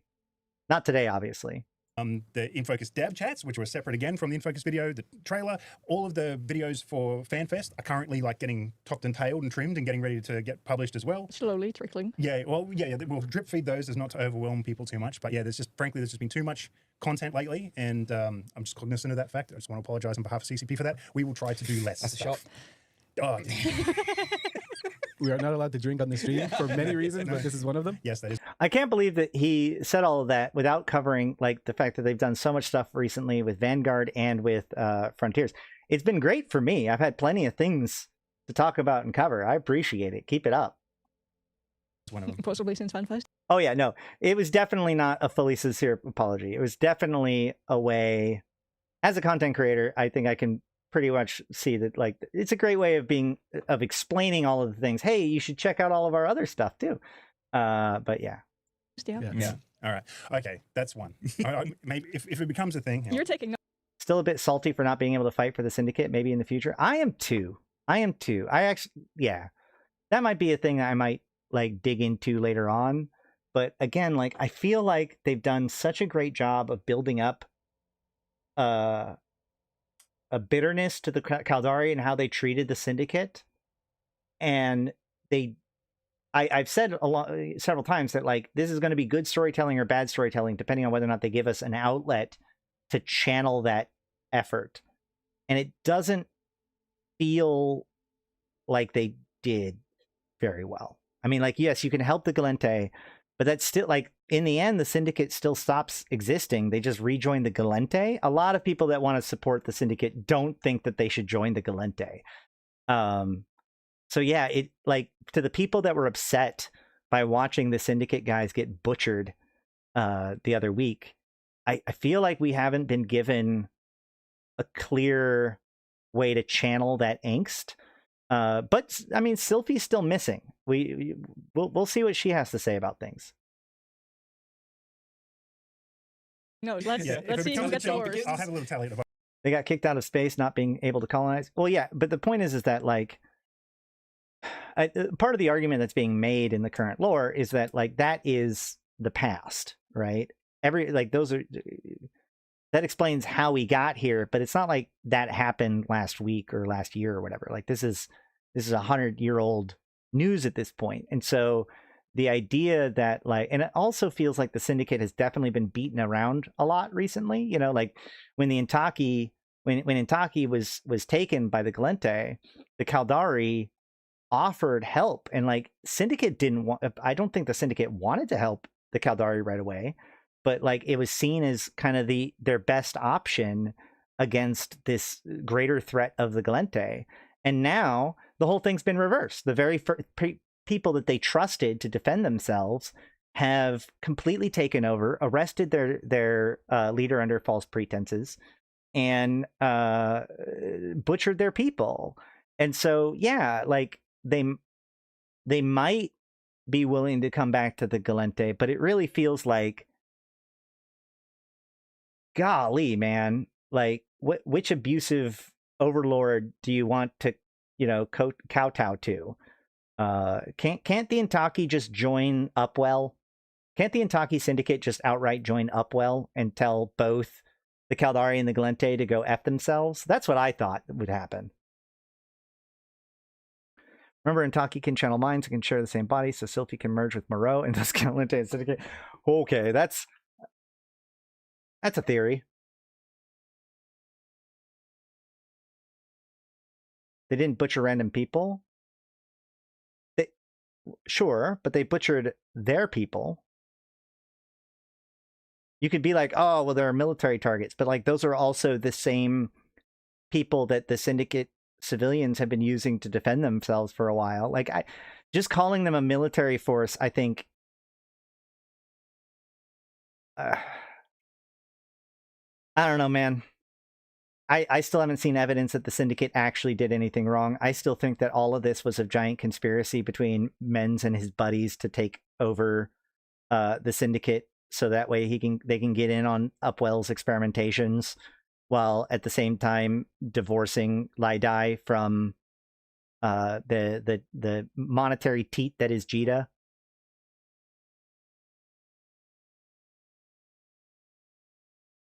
Caldari takes Syndicate. Syndicates become regional rats with the Syndicate ship line. Maybe?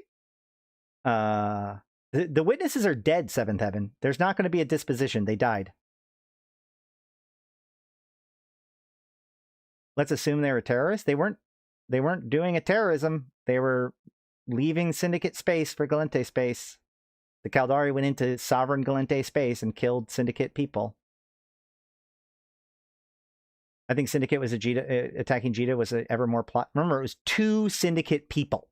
It wasn't the Syndicate. It was 2 Syndicate dudes that got caught doing it. So, you know who doesn't have access to a drifter wormhole? The Intaki Syndicate. Do you know who could not have done the Jita Gate disaster on their own? The Intaki Syndicate. Do you know who couldn't have helped the Intaki Syndicate in doing it? The Gallente. So there are 2 major accusations. The Gallente and the Syndicate being the major people that caused that disaster is provably not the case. Another empire, another group has to have been involved. Again, like, I really do. I've been meaning to pull together. This last week has been a lot for me. But trust me, the next time I sit down, we're going to have a whole long talk about Menz Repula and all of his connections, because he, in my opinion, is the answer. Go read Templar 1 again and go check out Menz Repula and everything he's done since then. And you see this clear connection to Sylphie, the SOE, Air, Dikasi, or at least Evermore. All these kinds of things. And more importantly, Menz and Ishikone doesn't like Lydai and the Forest faction, who got the most benefit from Jita 4-4. In fact, even that skua that we saw at the beginning of the stream, did you notice what corporation logos were on the side of that skua? Lydai and NOH, both Forest factions. There is a there. I'm almost positive about it. Jita was absolutely an inside. I'm getting more and more confident. They could have had given disposition prior to court. I'm pro Gallente, pro Intaki. I mean, that's fair. There could be records prior to them being killed, but then the Gallente and the Gallente favored ones ignored the order and tried to escape. What? Hold on, what? What are we saying? They surrounded the Syndicate with military force and ordered that everybody stand down until their investigation of who of them were involved in the Jita Gate incident. Yeah, Strawberry. But at the same time, the Caldari said, hey, we need to talk to Sylphie. And so brought her over under diplomatic intent and then arrested her. They didn't put out an arrest warrant and then showed up to try to arrest her or anything like that. They lured her into Caldari space and then arrested her under without normal process. So I don't mind me if the Syndicate aren't going to just listen to the Caldari when they surround all of their facilities with, fleets and tell them to stand down. Of course, some of them are going to attempt to escape. That's common police practice. People do this IRL. Doing that to a political leader is wild. Is absolutely wild. I understand that there can be some of that's going on, but like with normal people, but to call somebody in under diplomatic intent only to arrest them is pretty. All I'm saying is that I don't blame the Syndicate for not trusting the Caldari and wanting to try to escape.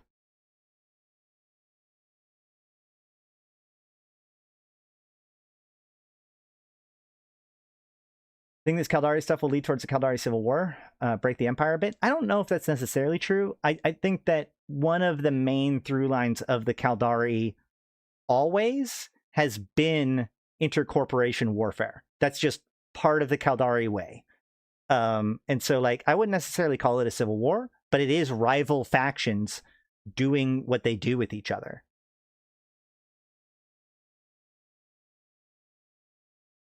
Caldari did an imperialism syndicate. It really couldn't really fight back. Yeah, basically. That's true. Never accept tea from a Caldari. That is correct.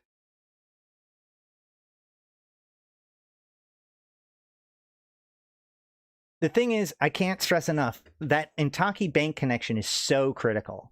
The idea that, like, the Intaki and the Caldari have been experimenting with bioadaptive clones, new technology, new shipcaster-like technology, which will probably involve the harmonic bridge that you see in Vanguard. Like, there's a whole other world of, like, conspiracies and secret black ops and everything that's tied into all of this. Modern Finance is involved. Quake is involved. Upwell is involved. At least some of the state is involved.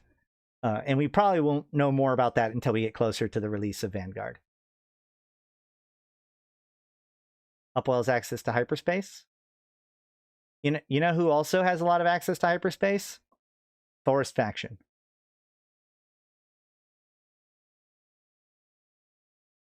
Intaki T is fine. Caldari T, less fine. On the screen, so if it's justified, it may not turn up.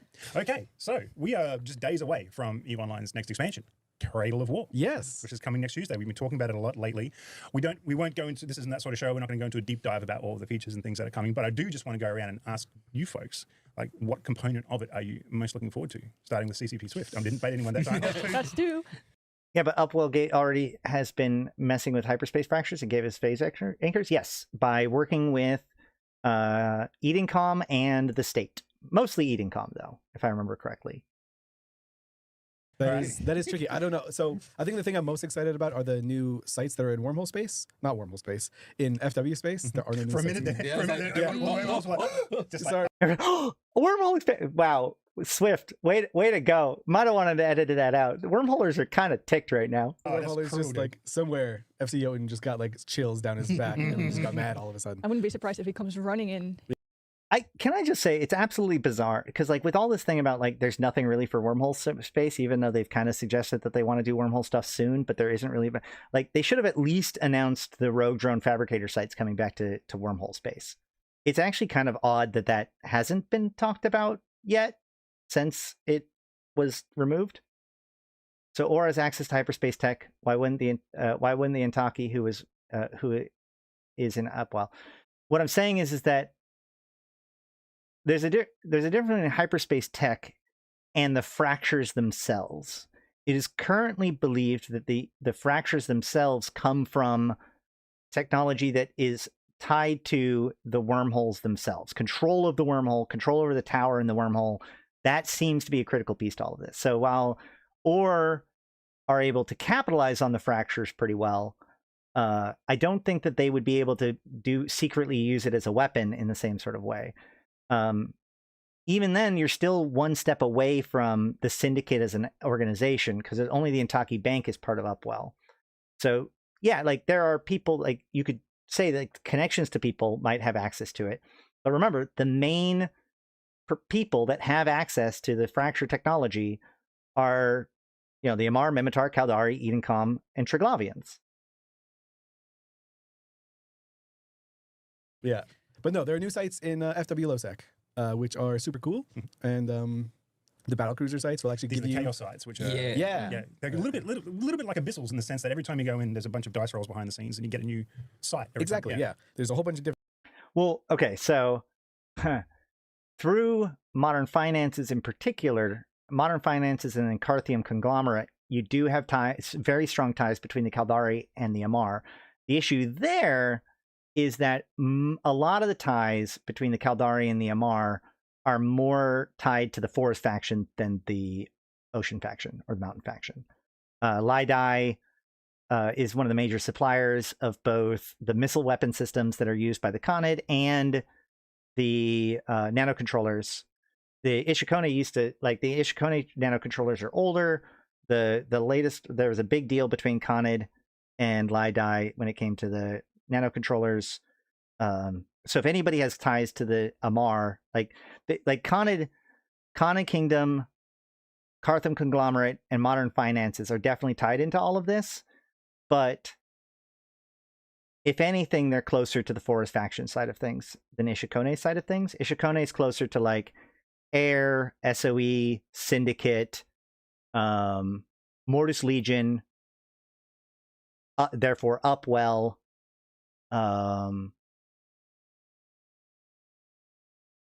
Those are the big ones. Different effects that can happen, and it's going to like change the meta in those sites very, very weirdly. And I just like weird shit, and so it's going to be a lot of fun. Right. Excuse to fly like different ships in the war zone as well. This morning I was watching some Eve streams, and I watched Erst successfully PvP Navy Executor in a Thorax, just like completely owned. And then the Exec Navy came back and owned him again, but it's fine. He still got that one. Hanging That's out the with, faction warfare dice. Yes. yeah, hanging out with that guy Toxic at FanFest must have rubbed off on Earth, and now he's a killing machine. Yeah, now he's just a killing machine. Yeah. Wormholes will get love one day eventually. Again, like the biggest problem is that like FC is the E in PvE, right? Like Wormhole and Nullsec broadly is very much about what players do. And so like players need to make more content in Wormholes, not FC. I mean, obviously FC can make improvements, and I'm not saying that they should do nothing, but I'm just saying like there's a reason why it's harder for FC to make meaningful content in Wormholes and Nullsec, etc., versus like say HiSec, right?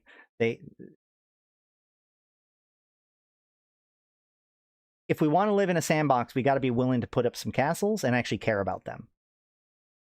We've unleashed a new force onto the world. But yeah, just like a new excuse to fly different ships in that space. It's really a lot of fun. Cool. Amusingly, much the same for me. You actually saw me the other day when we were trying it out internally. Yeah. I was actually also flying around in one of the new Chaos dungeons, as we've ended up like nicknaming them a little bit. They're just fun in the sense of like you don't know what you're going to get, so it's like, is this working in my favor? Not really. Okay, I'm just going to kind of disappear and look for another one. Or you just absolutely go all in. It's just good fun. Yeah, right on. What about you? I have too many favorites I can't pick. Yeah. It's personally, like for myself, I'm most excited about the military campaigns. Because I want like a reason for me to. What would be your opinion if wormholers started to find alien-looking relics in deep space? That would be fucking cool. Wormhole space was always a puzzle box. There is actually still a lot of mysteries in wormhole space. I've been meaning to do a project called In the Footsteps of Eric Jalon. There's a lot of like secret text boxes that only show up when you get close enough to specific buildings and specific sites that, you know, unfold this whole the puzzle box of what happened to wormhole space. I think that the biggest way to add new stuff to wormhole space is this whole drifter tech stuff, right? Like the ability to better collapse wormholes, the ability to better stabilize your wormholes, the ability to make weather effects, not necessarily have SOV, but maybe influence it in the same sort of way that SOV does, where you can put out system-wide effects with certain buildings. Like that's kind of stuff would be cool for wormhole space. But the whole thing about wormhole space is it's supposed to be the frontier. It is, you know, the camping's the wrong word, but like it's supposed to be far from civilization. So you don't want to give them too many tools of control. Something that's not actually human, actually not human. The only thing that's not actually human in Eve is the other, which is in wormhole space. So there you go. In real life, you can map water sources by diatoms and bacteria. Different jugs of water gain over time different diatom composition, and bacteria wormholers could likewise be mapped based on radiant. There's a whole lot of stuff when it comes to wormhole mapping, especially with the Syndicate specifically. The Syndicate helped the SOE mapped the telemetry of wormhole space. There is a lot to explore there, but some of it's already old, and a lot of it has to do with stuff that'll be important in Vanguard. Should allow players to go deeper into wormhole space, but make the new systems unable to anchor. You mean like shattered wormholes? They should make shattered wormholes because they already made shattered wormholes. Like what should allow players to go deeper into wormhole space, but make the new systems unable to anchor and have different wormhole rules, namely one-way wormholes or dynamic mass limits. Some of the details are different, but you just described shattered wormholes. To do the tug of war, and like just flexing is kind of like, okay, fine, I've done this for an hour Yeah. or two today now, Yeah. and what difference have I made? And like with military campaigns, we can like see the progress we're making and actually work towards a goal. You'll be able to watch the line go up for both yourself and the overall goal in real time, Exactly, which is yeah. pretty cool. And And some then- achievements on the side. Also potentially. true. Yeah. So I can Shadow wormholes are just 1 through 6 without anchoring. Well, they are deeper. They do have special mass limits and rules. They have special sites and access to resources that are not in the rest of wormhole space, and they do not allow anchoring. So, you're right. It's not all of the details that you just said, but I mean, it is the essence of what you just said. It is the deeper into wormhole space that you can't anchor in. start collecting things Yeah, again. goodies. Which brings me to me. This is, weirdly, I did So actually, what the closest thing to what you're describing is actually one of the things that I've talked about for a while, which is the exploration of Jovian space. The idea that we might get access to Jovian space. It might get hard to get to there. It might be hard to get stuff out of it. You can't anchor anything there because Nanorod is destroying everything. And even getting in between the different systems in Jovian space could be a giant pain in the ass as you try to figure out how to turn on the stargates or whatever. Like, I think that Jovian space has a lot of possibility when it comes to that kind of like development. But yeah.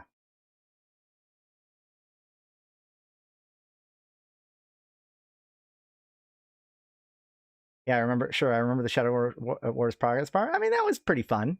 This is going to be a lot more granular and live, though. did not see this coming at all. But when I first heard about achievements and titles coming, I'm like, oh, okay, that's neat. Pretty standard feature that you see on a lot of games and just MMOs these days. It's like, it would be really cool it's coming. But when I actually got hands-on with it and was scrolling through, it's like, oh yeah, I got to get that one. I got to get that one. So I just know, like to the point where... I will say one of the reasons why I was reluctant to stream as much this last week is because the FanFest and Warzone stuff Capsuleer Day stuff was a lot of stuff. And I know that as soon as this expansion happens, it's going to be so much fucking game on, man. Oh my God.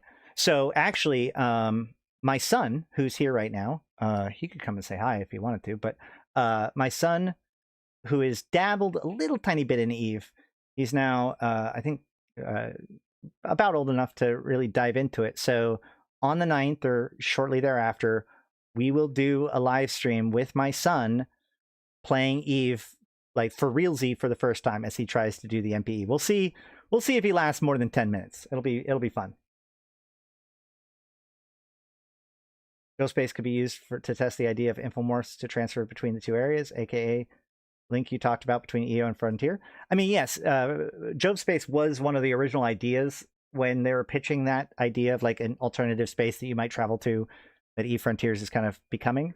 But they have always kind of pitched this excitement about Jove Space. We know that there's a bunch of relics there. We know it's rotting. It's definitely a place for them to explore if they want to do anywhere, I would say. Like, I've been thinking about, what are a bunch of systems close to each other in HiSec that have gates in close proximity, so I can get like that 30, I get those 30 systems, like exploration Chivo straight after downtime immediately. And then, the Build a Titan one, that's insane, because I would never have conceived of ever building a Titan, let alone on my main, who has no indie skills, but now I'm looking But at now it, you can have it. son of a bitch, I'm in. You know, like, I got to Man, so that's crazy, because like, there will be an offer. There will be a service. There could be a service where it's like, come get your Build a Titan achievement. And like, you're given access to a Sodio and Sovereignty. They give you the BPC and all the stuff. They sell it to you, obviously, and then allow you to build your one Titan. Probably even just give it back to them. But like, because I would do that, right? I mean, I don't feel like building up my own ability to build Titans, but it would be really cool if I could make a deal with somebody and be like, hey, can I give you 10 billion ISK to just be the guy who builds your Titan and I'll give you the Titan back? do it one day. Although I could just sort of go to a friend and be like, hey, your next Titan, can you just give me the materials? And Just let me press push the button. Just let me press the button. It'll be horrifically inefficient. And Would it even be safe to bring Jove Tech out of Jove Space? Isn't Nanorot infectious? I don't think so. So Nanorot is basically described as like the Jovian maintenance systems being turned on itself, effectively. It's just kind of the result of the normal maintenance nanomachines kind of not being monitored or controlled and them slowly breaking down. 10 billion ISK Titan 10? No, I'm saying you can have the Titan back. It will take like way longer to Forever. build. Yeah, so I'll have to like give the dude like 20 bill as well when I Yeah. take it just to compensate for my crappy ass skills. But Damn it! He already he doubled my offer. Shit. I'm like, I've spent more money on stupider things. So Okay, look, maybe I'll put up collateral, all right? Yeah, hashtag worth. why Yep. not? Why not? Also, even though I don't have occasion to fly carriers or capitals that often, because I've got a single tune in my alliance, so I That's always right, end up flying Dutch. sub caps because by the time they need caps, I'm already out in a sub cap. Yeah. So I'm never around to jump into a dread or anything.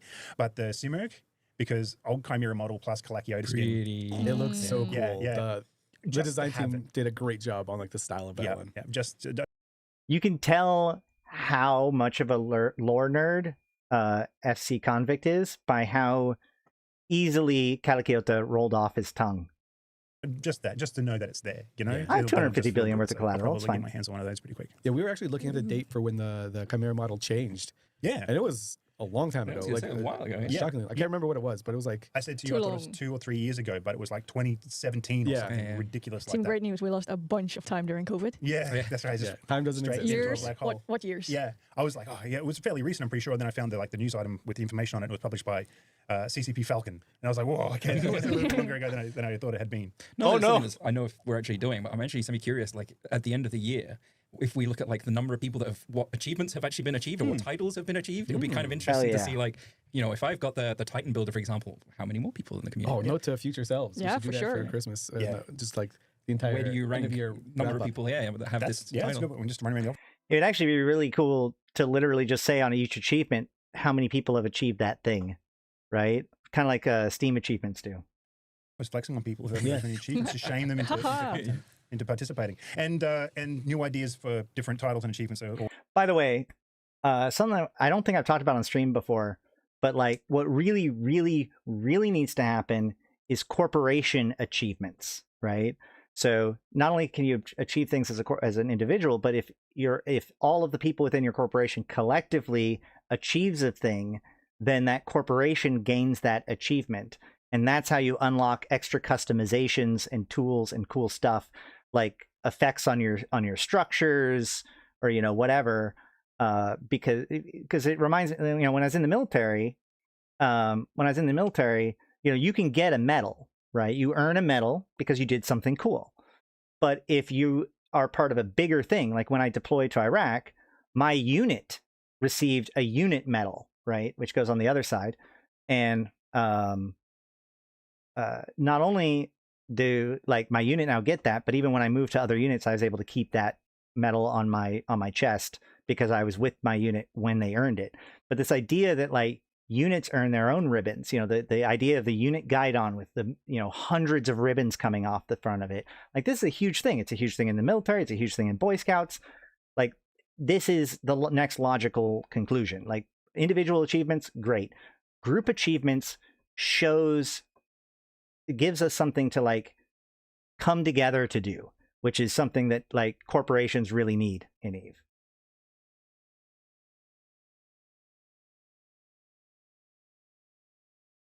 Yeah, corpo achievements to unlock 3D upwell animated skins. Yes, exactly. Perfect.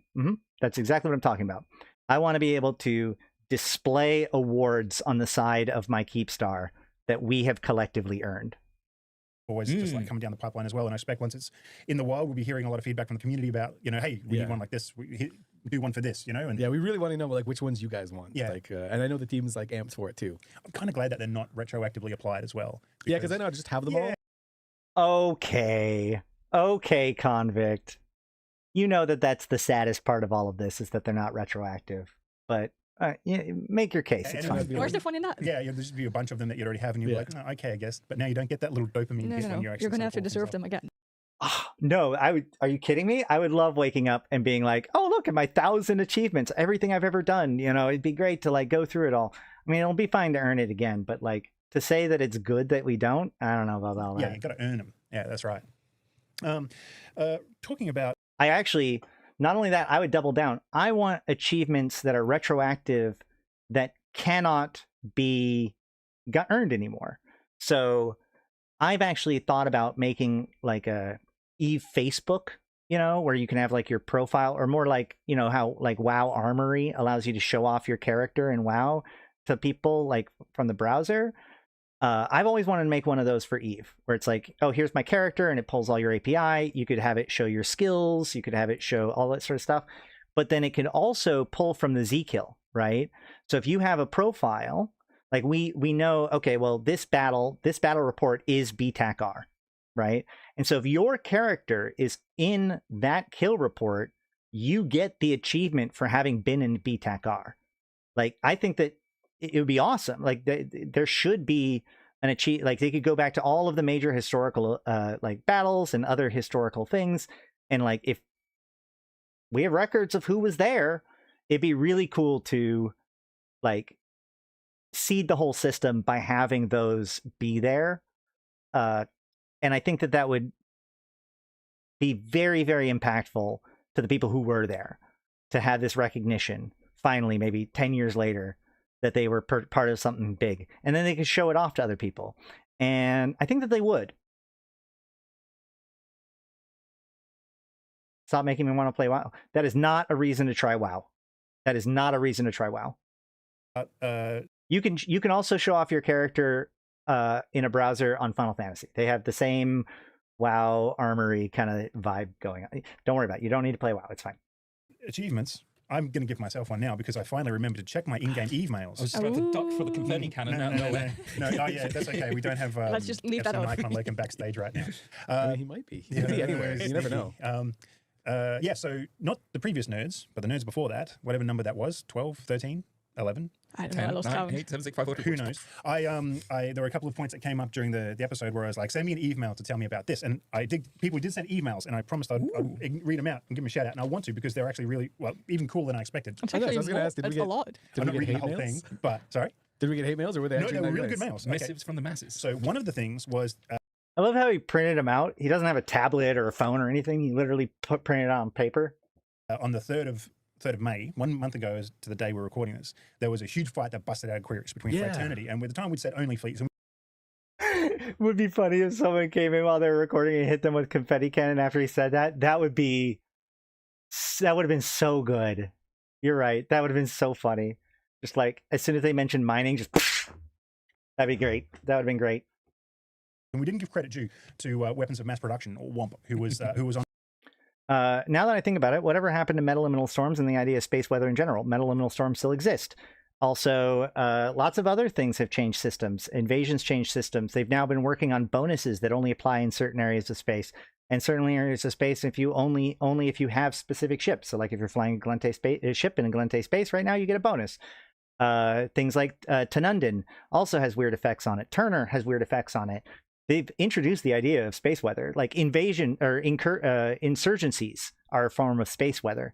Anything that changes the nature of a system one day to another can be considered space weather. So no, they're like, that's literally like, there's so many examples of them doing that over the last few years in different ways. That should stay forever, even after the event. I mean, there's a good argument for it. I've always loved that idea. They pitched an idea a long time ago that if you're in a faction ship using that faction's modules, that there's a bonus, right? So if you're using like a Federation Navy armor repper while flying a Federation Navy Algos, there's some synergy to there where like, oh, you get 10%, like every Galente, like the Algos Navy issue would have basically a 10% effectiveness of all Galente Navy modules that are fit to it. That always really excited me, and it really makes me sad that it was thrown out there by CCP once in like 2015 and never mentioned again. On the scene, flying all the Macarials and probably instigators of it. So we got an email from Empire systems should offer discounted build costs on their hulls. I've actually long argued that build costs in NPC stations should be based on your standings with those NPCs. People that are part of pro-Triglavian, people that are part of faction warfare, they don't necessarily want to have to live in structures, player structures.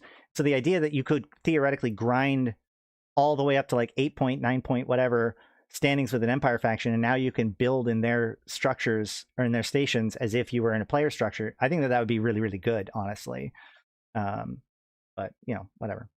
Rexon Darkstar, who's the WOMP CEO, who gave us the full rundown of what happened in the fight. It was a lot more involved and interesting than I had known up until that point. I won't read the whole thing out here, but I'll put it in the comments or in the description or something. But you should definitely check out the link to the video that he sent us, which is just... Wait, Frick, that's a solid idea. Rolling into the control tower zones too. Which idea? I don't remember.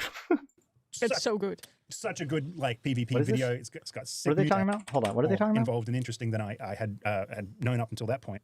I won't read the whole thing out here, but I'll put it in the comments or in the description or something. But you should definitely check out the link to the video that he sent us, which is just... It's so good.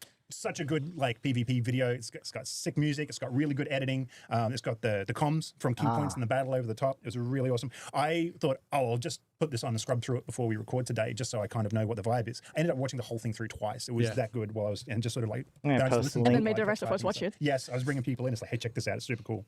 So I won't go into it here, but it was bait. Capitals got dropped, more capitals got dropped, Titans came out. It was fantastic. We actually ran into some of them at FanFest as well. Yeah, including Rexon. Yes. They said they will see you at FanFest, and you said weather they actually put up. Yeah, it was cool. They had a pretty sizable group there as well, and they were just hanging out, having a good time. And it's so nice to see court members just hanging out together, even if it's not a huge alliance. They're still just vibing, having a good time at FanFest. That's what it was just FanFest is really neat for. to meet. Yeah, exactly. Totally. Yeah. Well, that's cool. But there was also another missive related to that fight with an explanation. I'm not convinced that this is as genuine, I guess, as Rexon's one. This is from NWA Poseidon from Goonswarm Federation. They said that the cause of the fight was due to both sides. Ash, I would say go further and say build an Empire shipyards, not just NPC stations. I mean, that's fair. I also think that it'd be cool if you got high standings with pirate factions. I think that if you get high standings with the Guristas, for example, you should get access to their smuggler gate network, which will be kind of like wormholes that are a little bit more stable. Basically certain systems are randomly connected to each other using these smuggler gates that you only get access to if you have enough standings with the pirate faction that owns them. But there's a lot of the cool things you could do. It's realizing they couldn't fly mining dreads, and so they just decided to blow each other up. So I think there might be a troll. I think someone might be wanting some mining dreads. Yep. We've seen one or two comments about it. Yeah. Do you still get to use the phrase skill issue if the skill doesn't exist? Yeah. Well, that in itself would be the issue. would it not? Exactly. Also, I want to point out Maybe that it's the one true skill issue. if NWA Poseidon does want to see mining dreads, then this comment is kind of counterproductive, because if not, Like trig home system gates. Well, yeah, those are standings related, and you can, whether or not you can build in trig stations are. This is actually what really got me started with all this, right? Because the trig guys, they don't like structures in trig space, but if you only operate out of the NPC structures, you feel like you're kind of losing out on a lot of value with reprocessing and manufacturing in particular. And so it should very well be that if you have gone full native Triglavian, you shouldn't feel like you need to use a player structure, because the entire Triglavian philosophy or whatever is being part of their thing. And so the fact that feels like the suboptimal way of doing it has always felt really icky to me. Oh, jump through a smuggler gate, get suspect flagged, and a chance another player's waiting on the gate with all the guards dead. I mean, that's possible. The idea would be that you wouldn't even necessarily be able to find the gates if you don't have access to it. I also have said before that I think that ratting in nullsec should be reversed. I think that the more built up the system, the less the rats should show up. So that way you have to leave the safe areas in order to go do the exciting pirate stuff.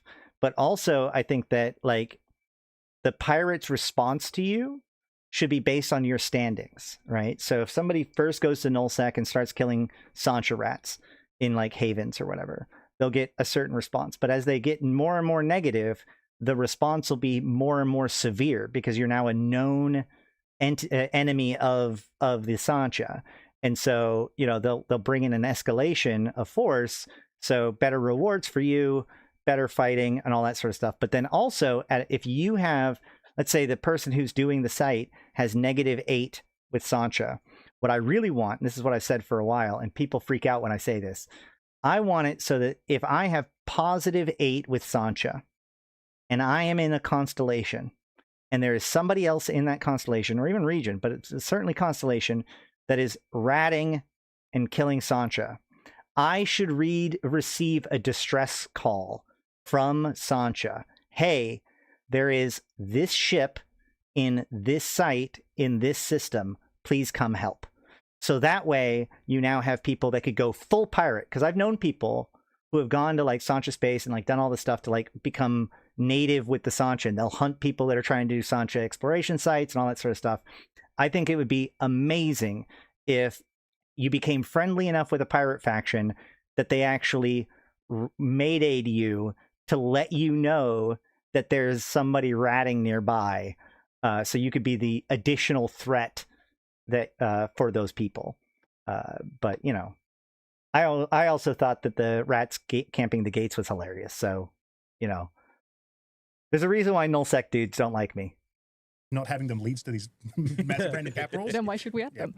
No money dreads anytime soon. I'm sorry. Good shout. And the other thing was I was also asking about was when the Caldari took over the rest of the Syndicate. We said, is this the first time that an NPC corporation has held, an empire, excuse me, had held sovereignty in nullsec? And I got two messages. One was from Lorelite and Brazia from United Neoplan Federation, Neopian. Leave it to Lorelite to correct you on lore. Excuse me, not Neoplan, United Neopian Federation, who pointed out that Thacker tribe had officially been part of the Minmatar Republic since YC111. Yep. And they, of course, own the Grey Wildlands. And I got basically the same thing from Elaventi as well, who's in Minmatar Fleet Alliance, who sort of gave me the rundown as well, saying that, Thacker Mix, Great Wildlands, they've had it since YC111, so they're both on top of this. But the cool thing about but that's different though. I mean, like, that's, in my opinion, that's different though. Is like the Thacker mix, proper Thacker are part of the Minmatar now. But to say that the Thacker mix owning the Great Wildlands is in the same avenue as the Syndicate now being outright owned by the Caldari, I don't know. I don't agree with that. About Elaventi was they also referred to something that I'd said later in the same episode. They write, Syndicate is the best. I lived there from 2011 to 2013. Are you me, Elaventi? It's dope. Yeah, no, but I do actually remember you, Elaventi, because you're a prolific shit poster on the Fail Hit Challenge forum, just like myself at the time. And yeah, I think in Flying Dangerous, when I first knew about them, but Rote Capel was where Elaventi was calling home in TXW and Syndicate when we were there. But I think the time zones meant we never crossed paths with each other. But yeah, anyway, so I just wanted to follow through on that because I missed catching up on last episode, and I said I would do that. So Send Convict more stuff. sure, Always if more something stuff. presents itself, just like I'll start a whole mailbag segment Yeah. or something like that. I mean, you're starting to collect a queue. FC, please make Syndicate a proper pirate faction with faction rats, faction modules, and pirate ships. I think that I legitimately think that the Syndicate is going to basically be dissolved into Upwell and either the Caldari or the Glente. Start out as a dread and upgrade itself into a titan and larger and eats moons. Okay, guys, you guys are going crazy Eats with this moons, whole why no moon more eater meal? thing. There you go. True. Yeah, That's put true. it together. That would be absolutely fantastic. But I've yapped enough, so I was going to invite FC Lumii to yap a little bit because something really cool, something we noticed the other day was because we accumulate, little snippets from the community to publish in the community beat, and we started sharing in our little Slack channel. There's another meetup happening. Oh, there's a meetup happening in Scotland. Oh, there's a meetup happening as well in Seattle. Oh, there's Australian meetups coming, and we're like, the list just kept growing. We're like, holy shit, there's It so was many like meetups coming. 6 in a row, and like in the back of our minds, we kind of knew because we did have like a list of all the meetups that were coming that we mentioned in the closing ceremony at FunFest. Yeah. But the list has grown since then, and I've actually brought it, but I need to read it because there's no way I remember. Yeah, but it's such a missed opportunity to not make Syndicate a pirate faction with their own anoms and D&D sites in Syndicate. Look, you're not wrong, but I'm going to give you my hot take. My hot take is, honestly, we actually need Upwell to be a real faction. I know that they're distributed amongst all the different empires. I think that they need to make a change to like make Upwell its own fully independent faction with all of those member corporations no longer being part of their original empire, but now are part of Upwell. I think that so much is a problem because Upwell is not a proper faction in and of itself. I think that Syndicate should die so that Upwell can live. Even the fact that like the member corporations of Upwell continue to be important for things like turning in different doodads or whatever, but like knowing which corporations are in Upwell versus not in Upwell is way too difficult to do. Like if they want to talk about how the UI makes you have to open up 1 million wikis, it is basically impossible to figure out who all the member corporations are of Upwell just in game by like searching for things. Evermore now is proper. Upwell needs to be proper as well, and it's a bit more complicated because Upwell corporations are distributed amongst the empires. But I think that if anything could come out of the syndicate thing, it's just Upwell needs to be its own entity. It needs to have its own thing. Let's add. This goes all the way back to like incursion or insurgencies, where it's like instead of getting LP for the normal empire, you should get LP for Upwell, which gives you access to ore ships, which gives you access to Mordu ships, which gives you access to Edencom ships. Edencom ships are too expensive, not because they're actually expensive, but because the source of DED LP went from very, very ubiquitous to basically exclusively for people running the Dread and World Arc sites. So like that's what makes Edencom ships so expensive. There's so many other like problems in Eve that get fixed just by having Upwell be its own entity that you can work for, do stuff with, unlock things for, blah blah blah blah blah. So I agree. I love everybody getting excited about Syndicate with everything going on. My big take is, if anything, whatever love you think the Syndicate should get, I think Upwell should get it. Remembering all this correctly. Yeah, go for it. So I'm just gonna kind of list them all. You could also get rid of Mordu's Legion as an independent entity at that point too, which would be fun. And just be prepared. It's a And lot. the deets will be in the usual spot. Yes, so. let's put the deets in the I'm description. disappointed that you didn't get the list tattooed on your forearm. That would be a thing for FC Jotun. Yeah. Well, yeah, obviously Or. Sorry, I figured Or went without saying. What's funny about that is, where's Mordu space?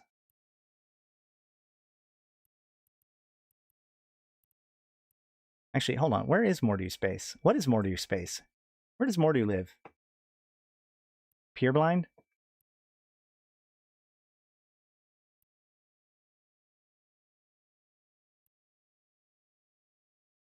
Oh, yeah. They're all so close to each other.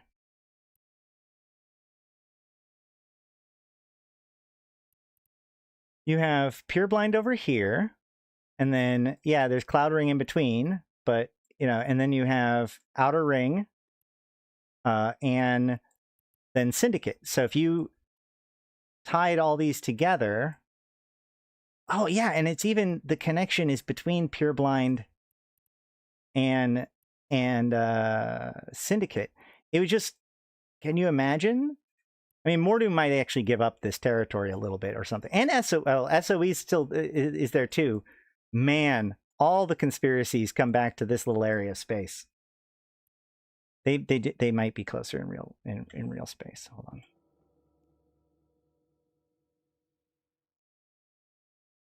I still think that there's a way through it, but you've got Syndicate, Outer Ring, Pureblind.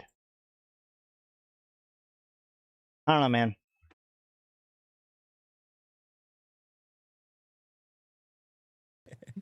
I am not that big of a fan of needles, so don't think I'm going to do that ever. So the first one coming up is this Saturday, actually. Mm-hmm. It is in Glasgow. Eve Glasgow is happening. Then on the 20th, it's Eve North in Toronto. Mm-hmm. On the 27th, we have an Eve meet in Houston. I actually didn't know that existed, so that was super cool to see pop up. Wait, the meetup or Houston? I was going to ask the same The question. meetup. Okay. I know my topography is Probably. not great, but it's not this bad. Then we have another Eve Toronto, because that's like happening on a monthly basis. So Cool. show up in our Discord and see what the specific dates are for the rest of the year. This particular one is July 18th. Then if we move on to August, it has 4 different meets, starting with Eve Down Under in Melbourne from August 7th to August 9th. I gotta tell you guys, Eve Down Under is the reason why FC Convict became FC Convict. It is also why I applied for the same job that FC Convict got. And when I saw that Convict got the job, I was like, yep, they picked the right person. That dude, if you guys don't know, so I'm going to say Australian. I don't want to I know there's the Kiwis and all them get mad or whatever, but like he's from that. But like the whole thing was, for years, if you wanted to do a meetup in Australia, not only would he would help you put it all together, he would be there. Like, this dude made the Australian Eve community what it is. And it's why, like, when they were like, oh, we need a new event coordinator, they picked him. that is where he came from. That's why he was so valuable to the community, and that's why he's so awesome as a community manager now. That exact same weekend, Eve Seattle. Then Also run by an Australian. Yeah, the Australians are taking Shout out over. November. Yeah. I wonder why he planned it on the same weekend, because he's I not don't know, going home maybe, then. maybe he's got in for Syliana. Maybe they Yeah, have each maybe, other's guts. maybe Yeah. they have beef, you know? Yeah. All right. Well, We have to figure this out. Let's say they do. Yeah. All right. Man, it sure is. Hold on. I'm pretty sure nobody's going like, oh man, which one should I go to? Eve Down Under or East Seattle? You can either go to one or the other. Like, I don't think that, like, very few people will be like, oh, I could go to either. Man, it sure is. It's pretty a shame that November hates Syliana so much that he would plan the Eve Seattle meet up for the exact same weekend as Eve Down Under. Rude. I know. Very. Yeah. And I guess it is frustrating for FC devs though. August 22nd, we have the Eve Edinburgh Fringe That's my birthday. Fleet Roam. For all of those who like going out on a roam. I know it's such a long name. Yeah, I go check that out. Saying it, mouthing it as you say it. It's one of those word It's a tongue phrases twister. that, yeah, if you try and say it like really fast and multiple times in a row, They need you're an, gonna have a fun they time. need an acronym. Yeah, Yes. they do. Please make one. Mm. August 29th, Eve Leeds. Then if we go to September, we have September 12th, a meetup in Madison. September 24th to 27th, you can go camping at Eve Northeast. And then we move on to October. We have 3 more. October 3rd, Eve London. October Just out of curiosity, you guys seem to have a bad opinion of wormholes. Laura made it sound like wormholes were the place to be, LOL. And I would run into a lot of people there. Is it mostly empty now? No, wormhole life is very fun. It can be a lot of work. It's very bonding experience for the people that are part of it. We have a wormhole. I wouldn't say that. I don't know where you got the idea that we have a bad opinion of wormholes. I think that I was making. The thing is that CC or FC back when they were CCP, like almost a year ago now, was basically like, oh yeah, we're going to do stuff for. They've been saying for almost a year, like, oh yeah, the next thing we're doing is wormhole stuff, and then they keep not doing anything for wormholes. So it's not that I think that wormholes are bad. I think that CC or FC just doesn't know what they're going to do with them. It is, in my opinion, the like hardest of the core of EVE Online. You know, a lot of people like to talk about sovereignty, but like wormhole space really is engaging in like all of the mechanics in a way with no safety net, and it's actually crazy fun. Like wormholers are some of the most like intense, crazy, in-depth players that there are in the game, for sure. It takes a lot of work. October 8th to 11th, Eve Vegas. October 24th, Eve Glasgow again. Because who doesn't like more meetups in a year? Yeah. I've been to an Eve Glasgow meetup. I had a great time. Same. Yeah. Really good. I saw Glasgow Dunlop at FanFest as well. So did I. Same. Yeah. Yeah. Oh, no, The secret gate is in the middle of the ring. but that's what like wanted like convinced him to Ignited the do more. fire. Yeah. It's nice to that particular meet as well. There's like a nice huge park nearby as well as like a really long river. It's nice to just take in the sights before you go as Are well. you saying you want to touch grass? From a real estate perspective, wormholes are great, but if you die there, you die and lose everything. It's true. Well, like everything in EVE is ephemeral, and nowhere is that more true is wormhole space, right? You don't move all of your stuff into wormholes. You put a beachhead there and you build stuff up and you try to extract as much resources as possible out of it, because on a long enough timeline, Laserhawks are going to show up and evict you, or somebody else will. So it's about like getting what you can while you can, laying low, etc., etc. Wormhole space can be very, very fun, but it's very intensive. Can't believe it. And then November 6th to 8th, we have EVE Amsterdam. Nice. All right. And then I'm sure there's going to be some in December. They've just not been posted yet, where somewhere I've seen it. Let's put it She did not mention EVE Vegas, which is odd. like that. And there'll be some devs getting along to several of those, TBD. And once the organizers know, if they don't already, I'm sure they'll be announcing that as well. That's really, really cool. We kind of still have to decide which ones. Oh, she did? Okay. So never I've been on my mind. best I just behavior, missed it. you know, to see if I get a gong. Because there's a couple there I haven't been to. I've actually probably been to.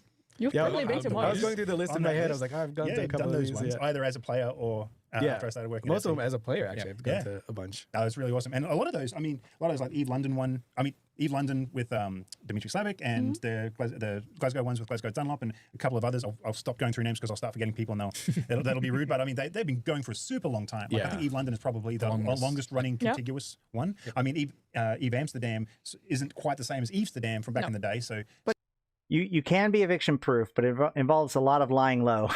It will be the third year in a row. The third year in a row, yep. And the Eve Seattle one that November's running is like the second one of those. Eve Down Under has been going since 2012 now at this point, and it's sort of like had a couple of different organizers over the years, but it's still just been the same. Everyone's just been inheriting. Like, here's the keys to the Facebook and the Twitter account and everything like that. Same for Toronto. Yeah, exactly, which is really cool. The continuity is awesome. Yeah. And Eve Northeast too. That's also been going for a super long time. That's had a few venue changes and stuff. Yeah, like that. and Vegas, of course, too. Yeah. Was started as like a player event, turned into at the time a CCP event. Then back to a player event. Also, like one of those ones that have changed ownership. Hey, FC. The pandemic is over, right? It's been about 5 years since the pandemic is over. What about that? New Eve event. Official Eve event in California we all were told about when they shut down Eve Vegas. Can we get back to that? Can we talk about that again? Because that would be cool. Ownership, stewardship is probably the best way to do it. Quite a few times. Greydor is now like leading the charge, inviting tons of nerds over to his actual house. You can have a barbecue with Greydor if you go to Eve Vegas. Like, there's more of these that are like people's actual houses. Yeah, it is. I'm just bonkers. amazed. He also has like a smoker and like a whole barbecue setup. Oh man, it's kind of amazing. Greydor's goated. we will have to fight if we go to Vegas. Yeah, no one said there was going to be barbecue. Also, literally, this shouldn't be like an only Eve Vegas plug thing, but I've been fortunate enough to go to a bunch. The last Eve Vegas, he also had a taco truck in his backyard. And it's just a dude making tacos. Is this place even real? Yeah. I'm sure we're hallucinating here. Yeah, This can't be true. Well, at any rate, I'll put the I mean, I'm sure if you're having like a get together in Vegas, you can probably find some truck to be like, hey guys, hey, did you know I'm going to have like 150 people plus at this one location? And then they'll show up and serve tacos. information for those in the description under the video. If you've never been to an in-person EVE Online meetup, they are sick. They're awesome. I was going to emphasize, punctuate that with a swear word, but I stopped myself this time. But they're totally awesome. I think you should have gone with the swear word. Yeah, if I do it now, I'll just. Vegas is close enough. I mean, yes, FC getting behind Vegas again officially would be nice, but during the Invasion World Tour at Vegas, they announced that was going to be the last Vegas that CCP would officially put on, because the next year they were going to move to, I think it was Anaheim, but whatever, like to make it be a bigger event. And then of course the pandemic happened, and so that plan fell through, and they just never mentioned it again. Good choice. Anyway, definitely try and get along to one. And also, if you're organizing one that Yes. is not on our master list, please do let us know, because then we can plug that too. Big Yeah. or small. Yeah, True. You can poke us on Discord. Well, you can poke FC Lumii. Yes, please poke me or leave a comment. Because We'll find it. If you send me an email, I'm not going to get back to you for a month. Just about a month, yeah. So yeah, I probably not try the to respond on Discord. Discord answering service, yeah. best. Let me see. That one too. I only had a couple of other things that I wanted to sort of mention.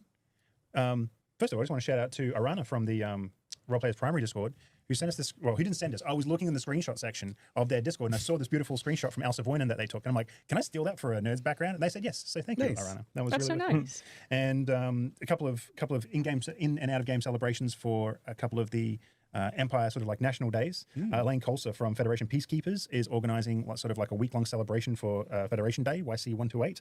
I think he's actually taken it back over from the person who did it in his absence. Oh, right. Okay. So like Was it A9 before? Yes. Yes. I June remember Ray Nine 27th. was doing the snowball fights in the winter, but winters, were they yeah. also doing the Federation Day They, stuff? Yeah. they were occasionally doing the So June 27th is the official Federation Day celebration. Federation, to the extent where it was like they were doing formation flying and everything throughout the event. It was incredible. Well, the lineup of stuff that they've got for this one, there's going to be hosted fleets, a Skinner competition, trivia, poster design, a whole bunch of stuff. There's a Nice. forum thread, again, link below, but it's running from 22nd and 27th of June, and that's all going to be in Dixie. Cool. And Comey Valentine is running a a Liberation Day art contest. True. Comey from Circle of Veroka is inviting people to submit art that venerates the tribes or the Republic as a whole. And again, forum thread about that. But that can be whatever you want. That can be a poster. That can be a poem. That can be a short story or a song. I don't know. I Whatever think there's already suits you. video submissions too. Yeah, and there's already a couple of things in the thread that I've noticed that people have been pumping out. So. I do like So that is the 22nd of July. So that'd be so next month, right? Because this month is June. So this is this month. This is next month, which tracks for the actual dates of those two events. how this is kind of like combining with military campaigns a little bit as well, where people are kind of advocating for an empire over another one. Yeah. I hope synergy. the shit posting increases. I have seen quite a bit of people get behind this whole thing. I've seen some propaganda for the Starkmanir restoration happening. I think that's the main one I've seen. But there have been some people getting behind the different military campaigns now that we know about them. I am fairly sure that Komi even has one that encourages shitposting in his the best art. type of posting. Oh, I didn't read that part. I think so. I may have misread it, but I might be overqualified, but Maybe there is one now, so we can just like maybe we can if we talk about it enough, he will we make can one for us. manifest it. Yeah. This show is like a 45-minute long shit post when you think about it. All we have to do is sort of like say go Mimitar, and I think that qualifies, right? Yeah. Ship toasting. Ship toasting? Or not ship, you say ship toasting, not ship posting. Both? Both? Oh, no, Okay. both. All right, cool. Yeah, it's fine. I can do Yeah, that. the propaganda around the military campaigns, I'm gonna get really excited to see like if any like really start taking off. Actually, yeah, on that. Do you think anyone's just going to like absolutely run away with it? Oh yeah. I've already seen a bunch from Mimitar Fleet. Oh, And right. they've already done a few of them. I've seen some from iRed as well. Yeah. Do you mean like for the propaganda or For propaganda, for yeah. just general propaganda stuff for the campaigns already. Okay. Because it's like they've already seen like the Starkminar restoration project, and then they've already started to make propaganda for it. So Oh yeah. yeah. All right. spoke Well, too any soon. predictions about which empire is probably going to like I smash think it? the Galente are gonna be like a bit of a surprise. Yes, Like I agree. I think they're gonna do some. They're gonna come hot out of the gun. What do you know that we don't? I Yeah. do. You know what? If that happens, I'm gonna join these events are scripted team crowd. If the Galente somehow like surge ahead and just do insanely good, and then the FC Swift is like, haha, I called, like, no, it's all scripted. Nope, I don't believe any of it anymore. It's all been scripted. Even the invade. No, I'm just kidding. I'm kidding mostly, but I don't agree. I don't agree with his prediction. I'll just say that. You know stuff, but I don't want to spoil it. Okay, I yeah. don't know. Okay. I look forward to seeing what the Amar He does create, know stuff. Mostly because I just try to think of like the whole like the way the Amar portray themselves and how that translates into what propaganda posting looks like from them.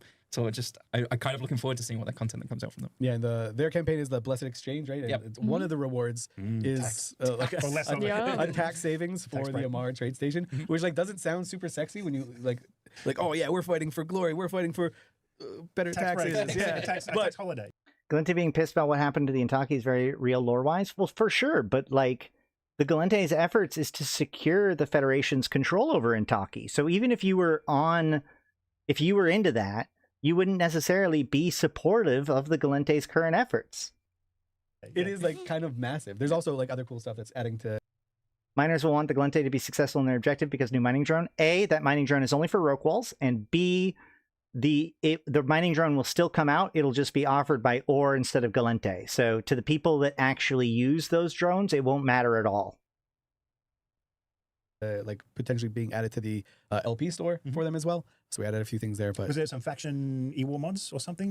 Imagine if the MR one fails and 8 months of working on the station was futile. Well, they said they're going to do like a partial build out if that was the case. So that'd be pretty funny. Or I think it was faction propulsion disruption mods. right. Okay. Yeah. Cool. That are going to be added to the currently LP don't store. exist. Yeah. Yeah. So that's kind of neat. Unless the Amar do actually win. Kind of wondering if they didn't get them start like someone's gonna. Wait, I think what? it was faction. Oh yeah, we're fighting for glory. We're fighting for better taxes. breaks. Yeah, tax but holiday. it is like kind of massive. There's also like other cool stuff that's adding to like potentially being added to the LP store for them as well. So we added a few things there, but Was there some faction E-War mods or something? Or I don't remember that. I think it was faction propulsion disruption mods. Right. Okay. Yeah. Cool. That are going to be added to the currently LP don't store. exist. Yeah. Yeah. So that's kind of neat. Unless the Amar do actually win. Kind of wondering if they didn't get them start like someone's gonna start like a standing service, like the way that people was getting standings up for Vegeta for better rates. The outcome of this campaign is going to result in like either 3 months or 6 months of cheaper or better taxes in Amar. So are people going to start doing Amar standing? It'd be interesting to see I know I will. Yeah. if people generally take interest of the tax holiday to sort of like ship in Shift. more goods Yeah. and list them on the Amari market and see if that, because the tax holiday is only temporary, even if the Amar ultimately succeed, or at least it's planned to be at the moment. Yes. So, but if Oh, the okay. tax holiday, temporary though it may be, if it turns out that way, is enough to sort of like cultivate like a little sort of Amar getting web points in the LP store, but not why not weapon disruptors and new? You know what they should have gotten? They should have gotten a faction weapons disruptor that does both tracking and missile disruption. That's what they should have gotten. I'm going to be mad that they didn't get that forever now. That's my new bitterness. Why would the Amar be getting webs and points? That's Galente and Minmatar. Boo. Boo. Oh, they do not have a weapon disruptor that does both turrets and missiles. That's not a thing that exists. Well, I mean, that's fair. The other empires do have them, but never mind. You know, we're fine. market ecosystem there. It could persist even after it tapers off. Once If only we had people who analyze the market. Tashmark on Invade Stain. Yeah, but I'm sure there'll be many episodes of the Oz Report dedicated to this, and just other people in general who like to blog and chin scratch and look about the market stuff. But and this is why EVE Online is like sort of like we get approached by so many people who are like, oh, I'm doing my economics doctorate, and I was wondering if you could help me put me in touch with someone at CCP. You can talk about the markets and stuff like that, and people just want to get their hands on the market data just to see how people behave. It's 2, by the way. Yeah. No, that makes 3. There's another CCP. Oh, geez, sorry. I didn't even notice that time. But yeah, like a lot of like postdoc work, like people are coming in, like economists and MBAs and PhD students are like, hey, You got a huge data set. yeah, your game's And Google. really weird, but I love it. You've basically got an ant farm that has a higher trade volume than most countries. Yeah. Can we have a look at the books? Yeah. Actually, some of the most popular YouTube videos about EVE are just about the economy itself. Like millions of views. It is super cool. We had someone from the CSM who was a content creator that created, so like an economist as well, who created some of those videos. And I was looking through a bunch of them. It's like 2 million views, 1.5 million. You can say Oz. You can say his name. We all know who Oz is. It was like a lot of people get interested by the crazy shit that you do in space. But it's also like an area that just people outside the game also like this. Like this field. It's very approachable too. Yeah. Well, If you like numbers. if you like numbers. If you're I mean, to be fair, the living economy is one of the biggest selling points of EVE, period. Did I just set off your... Oh, I'm sorry. I was reading an article where I think they referred to EVE Online as spreadsheet commandos. And I was like, yeah, that's right on. I love it. Yeah. I use this term a lot, but when I talk about validation, right? Like when people like that are giving attention to, wow, there's something really special about this game, the way the economy works. It's just one more of those things that make me feel like, like I'm not crazy. This is actually really cool, and These were several thousand hours well spent. Yeah, exactly. Like during the opening ceremony, when you were doing at FanFest, when you were talking about the average playtime of the people who were in the room there at 7,000 and a little bit. Yeah, 7,000 a little bit. And then the Don't people, nerds. and then the people on stage. Yeah, Which was 10K plus, I think. a little higher. Yeah. Nice. But Spoiler alert. Mostly Swift over there. He was carrying. Yeah, just yeah. bringing the average. How big was your spreadsheet collection before joining Fenris? It was pretty massive, actually. I vividly remember a couple of times where I was doing something. I think I was doing some invention in D2 production, and my spreadsheet was looking really impressive. And the actual work that I was doing was not that like impressive. And people were like walking by and like looking at my stuff, and I'd be like, okay, I'll just alt tab to my EVE stuff. Yeah. And it's like, oh wow, this guy's like, Damn. he's doing some important stuff. Better not bother him. So yeah, you spend 2 days working on like a spreadsheet, like with multiple pages that all cross-reference each other and stuff like that, and you come out of it at the end of it, and you're like, I'll be able to save about 200K on this run of cash. It's like, Doing that's how you the get ahead. mineral efficiency calculations. Yeah. Spend hundreds of hours just to maximize like 2 or 3 hours, and then I'm just done with it as soon as I've like I've just done one run. Like I didn't actually want to do that. Don't like waiting this. for the job to be delivered for 4 years. You log back. I should go deliver that and collect it. Efficiency. Yeah. Someday I should show off my old Triglavian spreadsheet for manufacturing. It's just making the spreadsheets. The spreadsheets are the fun part. Yeah. The Organization. the video game is just a delivery mechanism. Yeah, it's like when you've got a really nice condiment and a fairly ordinary kind of snack. And it's just like eating it straight from the jar would be weird. So I'll just go You through need this a feeding pantomime mechanism. of dipping something in it first. Bread, and now, the ultimate medium. Yeah, that's right. That's basically what EVE is. Yeah, Crackers. Crackers win. It's a beard for people who are obsessed with spreadsheets. Yeah. Awesome. Back to military campaigns though. You said you think Gallente are going to come out of the gates really, really strong. Yes. Well, I was going to say, like, no shade, because they're not doing so well in factional warfare at the moment. In fact, the Gallente Caldari zone is kind of fairly. The Minmatar Ramar zone is fairly balanced. Last time I checked. Yeah. But the and that would seem to Gallente be the one that has the most fun too. But Yeah. But the Gallente getting kind of dragged by the Caldari right now. So it's an interesting prediction that you would make then, because if you were just, I don't know if you can. I mean, right now, this has kind of been the state of Gallente Caldari faction warfare almost since Uprising. I mean, they've been pushing back and forth a little bit, but this is basically Caldari definitely pushed this part out before, but this is kind of the battle lines as they've been seen. Like this chunk owned by the Gallente, and then like a little bit of incursions over here. Don't know if you can even like use faction warfare performance as to sort of like project onto the military. See, this is what I'm getting at. This is really interesting to me because like some people are going to just throw themselves at this, but I don't know who it's going to be. Yeah, FC Mirage was actually looking at some of the data from Capsleer Day and like looking to see what area of space ran the most sites and stuff like that. There's an upcoming poll, so I don't want to spoil like FC Mirage's. I would have guessed Caldari Isaac because of the usual reasons. You might be surprised. I heard what they were talking about, so I'm just gonna keep quiet in my little corner here. Interesting. Yeah, but that's exactly the thing. Like you have these ideas of what like probably would happen, but it doesn't always play out the way it should. I guess is the Or the way we think it would. Yeah. That's probably the best maxim for Evil. They did not expect the Triglavians to win a wormhole. FC have no idea what motivates us as players if you cannot predict that the Triglavians were going to be one of the top people in the race for the wormholes. Mine is like players will just do the most unexpected thing possible at all times. Yep. Correct. There's more bad actors and ne'er-do-wells in Caldari space than anywhere else. Logic, experience, precedent. Leave it at the door, kid. Don't care at all. We're just going. Yeah. Just any old thing could happen right now. It's kind of crazy. That's about everything I had to talk about. I wanted to discuss. Nah, that's not true. I mean, as somebody who's fought in faction warfare for a while, like you have where is it? Nena is going to be the main one. There's Pine. Nena's like, wait, where's Nena?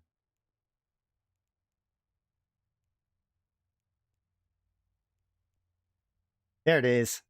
Jeez. So yeah, this whole route down up here and then through here into Nenemeliot, like none of that involves Tama. There's kind of two different routes from here. There's this one up to there, and then there's this one through Tama. So absolutely, Tama's not that important to the Warzone, all things considered. Nino Burrito. Yeah. Does anyone have any sort of shout outs or There's some fun stuff going on. ups? What's the correct pluralization for heads up? Is it heads up? Head ups? I think it's heads up. Heads up. Heads up? This is too Heads up, confusing. Heads up? Language is hard. Yeah. You pluralize the noun, so it'd be heads up. One sheep, two sheep. If you're a linguistics expert, email FC Conduct. Tell me what the Tell us correct how sort it of- works. I don't even plural is like the correct term here. Yeah, who knows? We want a collective of heads up. Anyway. Yeah, I think everyone should just like go touch some grass, especially if you're near Glasgow. And then next week, once we go You'll be live, there we can touching all- the grass, and then you'll see all these nerds come walking past on their way to the pub to go to the meetup, and you just get swept along with them. Yeah. and then everyone else. Is there anything just, else to talk about? Hold prepare on. Let's. In the early hours of tomorrow. So Thursday morning. Anyway. I want to apologize on behalf of the U.S. time zone crew because this is something that we habitually. Hold on. What is this? 100 on the 3rd. Get to the test server. Oh, maybe I didn't even know about them then. But I feel like I interrupted you when I went on my little heads I was going to up ask rant. Zealous about Haws Anonymous. I was about to say, yeah, Haws Anonymous is doing a roam tonight. I think it's a. Technically, we had some fun with this a little bit last night because we were told, Okay, I think that's probably all of the juice that we're going to squeeze out of this video. And we are basically at the 3-hour line. So let's do a giveaway or two, and then we will go from there. Who do you think will win? It's not a race. Did I go over the other video? Which other video?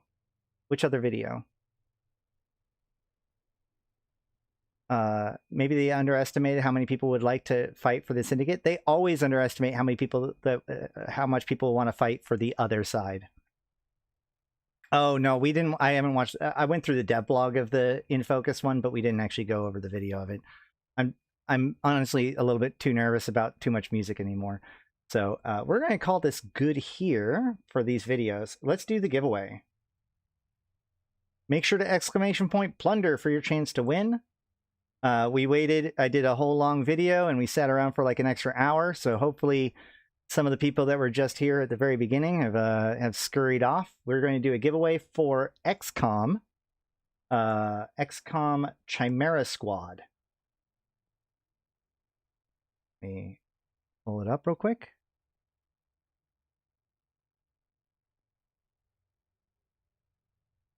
Plunder for your chance to win.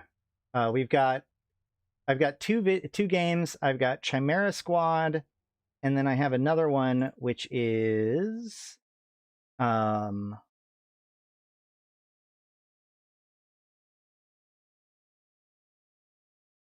60 Minutes to Extinction Escape Room. So we could either save that for next week, or we could give away both right now. I'm going to let Jeff decide. Do we do both games today, or do we save the other one for next week? because my thing only said the Chimera one. So I'm going to let Jeff pick for everybody.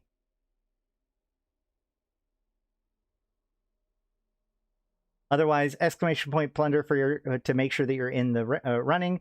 You can do it one more time just to double check.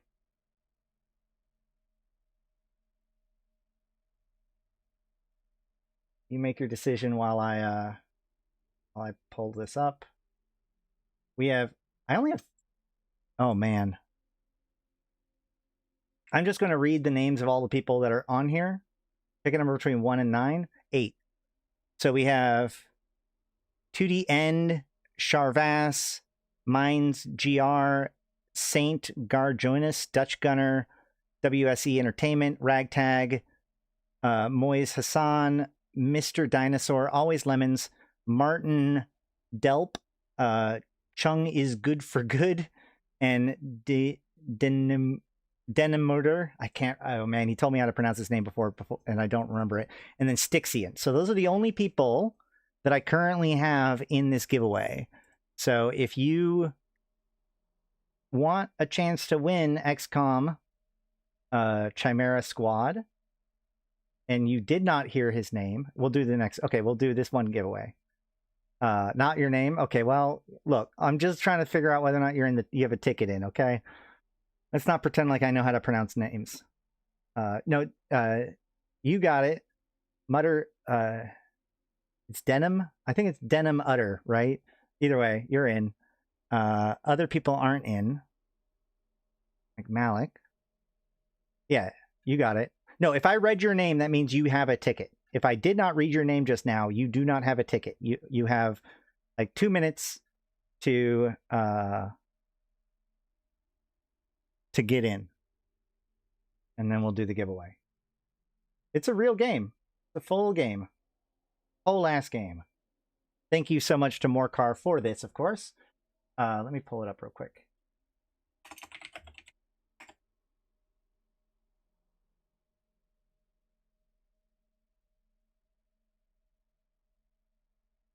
This is the game. I don't see anybody else getting in on it, so we're probably just going to go with what we got then.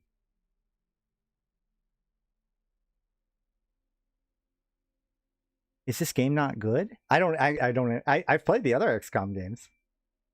There we go, Brave. Let's see if you can get in. Oh, you want to come say hi? Come on in. Oh boy. Oh boy. And now Zoe's going to get excited too. Oh gosh. Everyone's here. Everyone's here. Oh gosh. Hold on. Full camera. Oh, yeesh.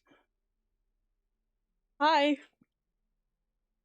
Not turn-based? Okay.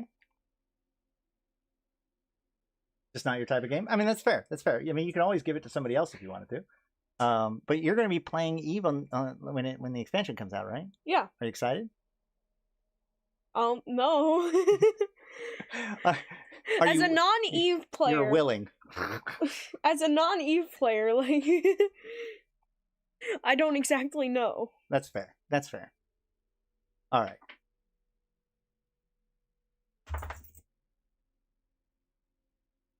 Okay. We are going to do the giveaway then. Go ahead and close it. And thank you again. Always thanks to all the people who support my videos and my streams and all that sort of stuff. It does help out when it comes to taking care of those two over there, which are of course the love of my life. All right, so let's go ahead and pull in 3, 2, 1. 2D End. Are you here? We'll give him a few seconds to respond. If he responds, he wins. He, she, whatever. 2D End can win.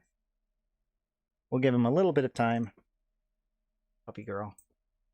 Did I pay for his mining permit? Ha, no. Why would I do that?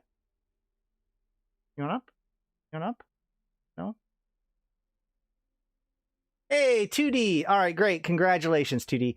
Can you hit me up in Discord? Here, let me. I'll post the Discord link and all that stuff. if you can hit me up on Discord, I will get you the information for how to redeem the code. And that should be it. So, okay, I don't know if I'm going to go live between now and Tuesday. Probably not. Remember to turn in all of your doodads and anything that you don't want to keep. I'm probably going to be keeping my golden token just for memorabilia. But remember that the turn-in for the Capsular Day rewards ends on the 9th. So make sure to get done before the end of Monday. And then the expansion comes next Tuesday. I want to verify. No. I mean, maybe.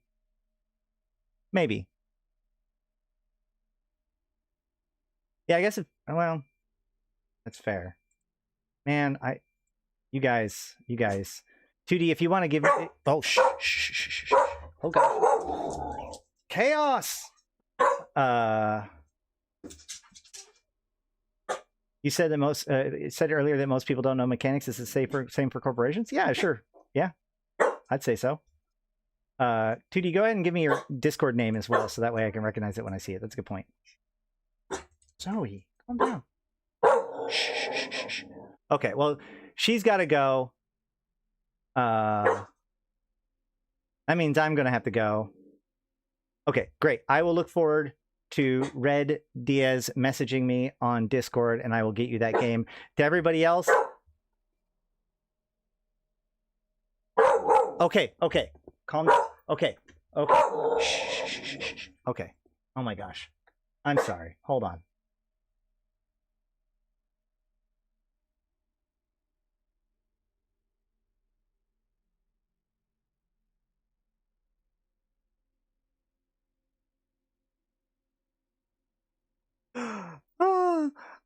I have been Ashrothi. I've been playing this game since 2010, talking about it since 2012, and I'm here to put even to context for you, my fellow Imperians. Thank you guys so much for coming.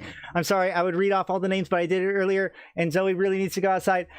07 you guys, see you soon. Get on the Discord so that way you can see my next stream. It'll be Tuesday at the latest, but hopefully we'll do something between now and then. Like, comment, subscribe, all that sort of stuff. Pick up some merch. I love you all. 07, and until next time, I'll see you in space. Shh.